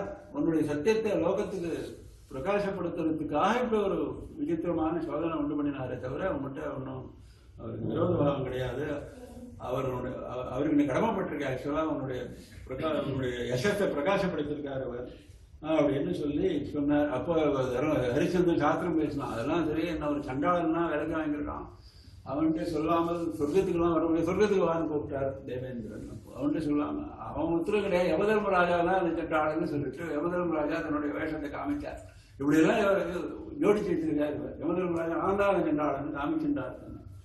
சரியா போய் விமானம் காத்துன்னு இருக்கு, நீ உனக்கு இந்த ரோஹிதன் இழந்துட்டான்னு சொல்ல வேண்டிய அவசியமே இல்லை. சீதையிலேருந்து இழந்து வந்துட்டான், எல்லாரும் 3 பேரும் சொஸ்தமாயிட்டாள்.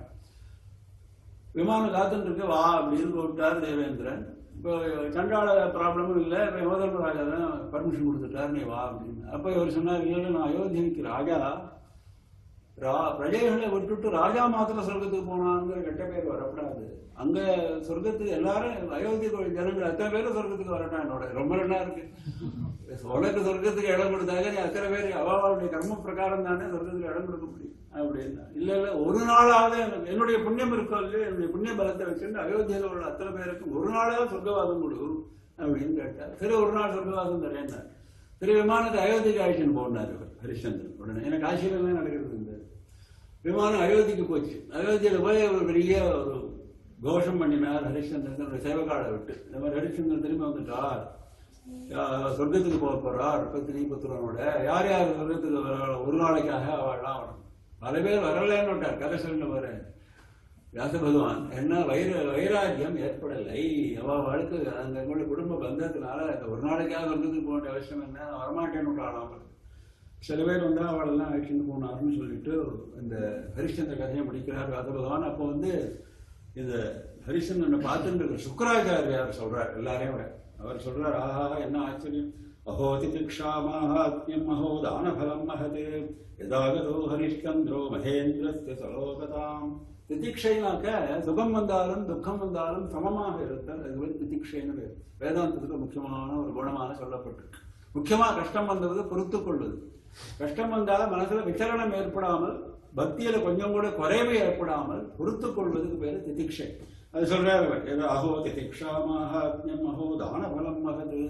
அந்த ஹரிச்சந்திரனுடைய திதிக்ஷை எப்பேற்பட்டது, அவனுடைய தானம் எப்பேற்பட்டது அப்படின்னு சொல்லி ஹரிச்சந்திரன் கொண்டாடுறாரு. மகேந்திரனே கூப்பிட்டு ஆயிஷண்டு போறான்னு லோகத்துக்கு எப்பேற்பட்டவன் ஹரிச்சந்திரன் சொல்லிட்டு இந்த ஹரிச்சந்திர உபாக்கியானத்துக்கு விசேஷ பலஸ்ருதி சொல்றார் வியாச பகவான். யார் யார் கேட்கிறாளோ அவள்லாம் சத்தியத்திலையும் தர்மத்திலையும் உறுதியாக இருப்பாள், சகல மங்களங்களும் அவளை வீடு வந்து சேரும்னு சொல்றார்.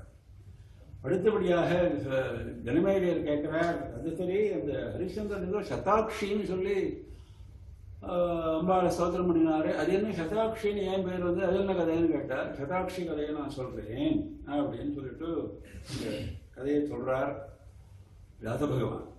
அதாவது ஹிரண்யாக்ஷன் நம்ம தெரியும் இல்லையா, அசுரன் இருந்தானே, அந்த அவனுடைய வம்சத்துல துர்கமன் அப்படின்னு ஒரு அசுரன் வந்தான். 1000 வருஷங்கள் கடுமையான தபஸ் பண்ணி பிரம்மா கிட்ட வரன் வாங்கினான் துர்கமன். அவன் வாங்கின வரன் விசித்திரமான வரன். என்ன வரன் அப்படின்னு கேட்டாக்க, இந்த லோகத்துல உள்ள எல்லா வேதங்கள் சாஸ்திரங்கள் எல்லாம் எங்கிட்ட வந்தவனும் பிராமணாள்கிட்ட இருக்கப்படாது. இதுதான் அவன் கேட்டவன். எல்லாம் எங்கிட்ட வந்தவனும் எல்லா ஞானமும் எங்கிட்ட இருக்கணும், அவர்கிட்ட ஒரு ஞானமும் இருக்கக்கூடாது. இதுதான் அவன் கேட்டுன்றவர். சரின்னு விட்டாரு. பிரம்மா தான் எல்லாரும் சரின்னு விடுவார், அப்புறம் தான் கஷ்டப்படுவார். அது என்ன ஏன் அது தெரியாதா அப்படின்னா, நமக்கு தெரிஞ்சு அது தெரியாதா, தெரியும் அவருக்கு. ஆனா கொடுத்து ஆகணும், அந்த தபஸுடைய பலனை கொடுத்தான். அவன் கேட்டது வந்து கொடுக்க கூடாததா இருந்தா கொடுக்க மாட்டேன்னு சொல்ல முடியும். இதெல்லாம் கொடுக்க கூடாது இல்லை, லிஸ்ட்ல இல்லை. அதனால கொடுத்தாகணுங்கிற ஒரு நிர்பந்தம் இருக்கிறதுனால கொடுக்குறாரு. கொடுத்துட்டார். இப்போ வந்து என்ன பண்ணான் துர்கமன், இவன் என்ன சொல்லியிருந்தான், தேவர்கள்லாம் என்னுடைய வசப்படணும்னு அவரை சொல்லியிருந்தான். சரின்னு விட்டார் அதுக்கும் அவர். அதனால என்ன எடுத்து இப்போ எல்லா வழக்கம் போல திருலோகாதிபதி ஆயிட்டான் துர்கமன்.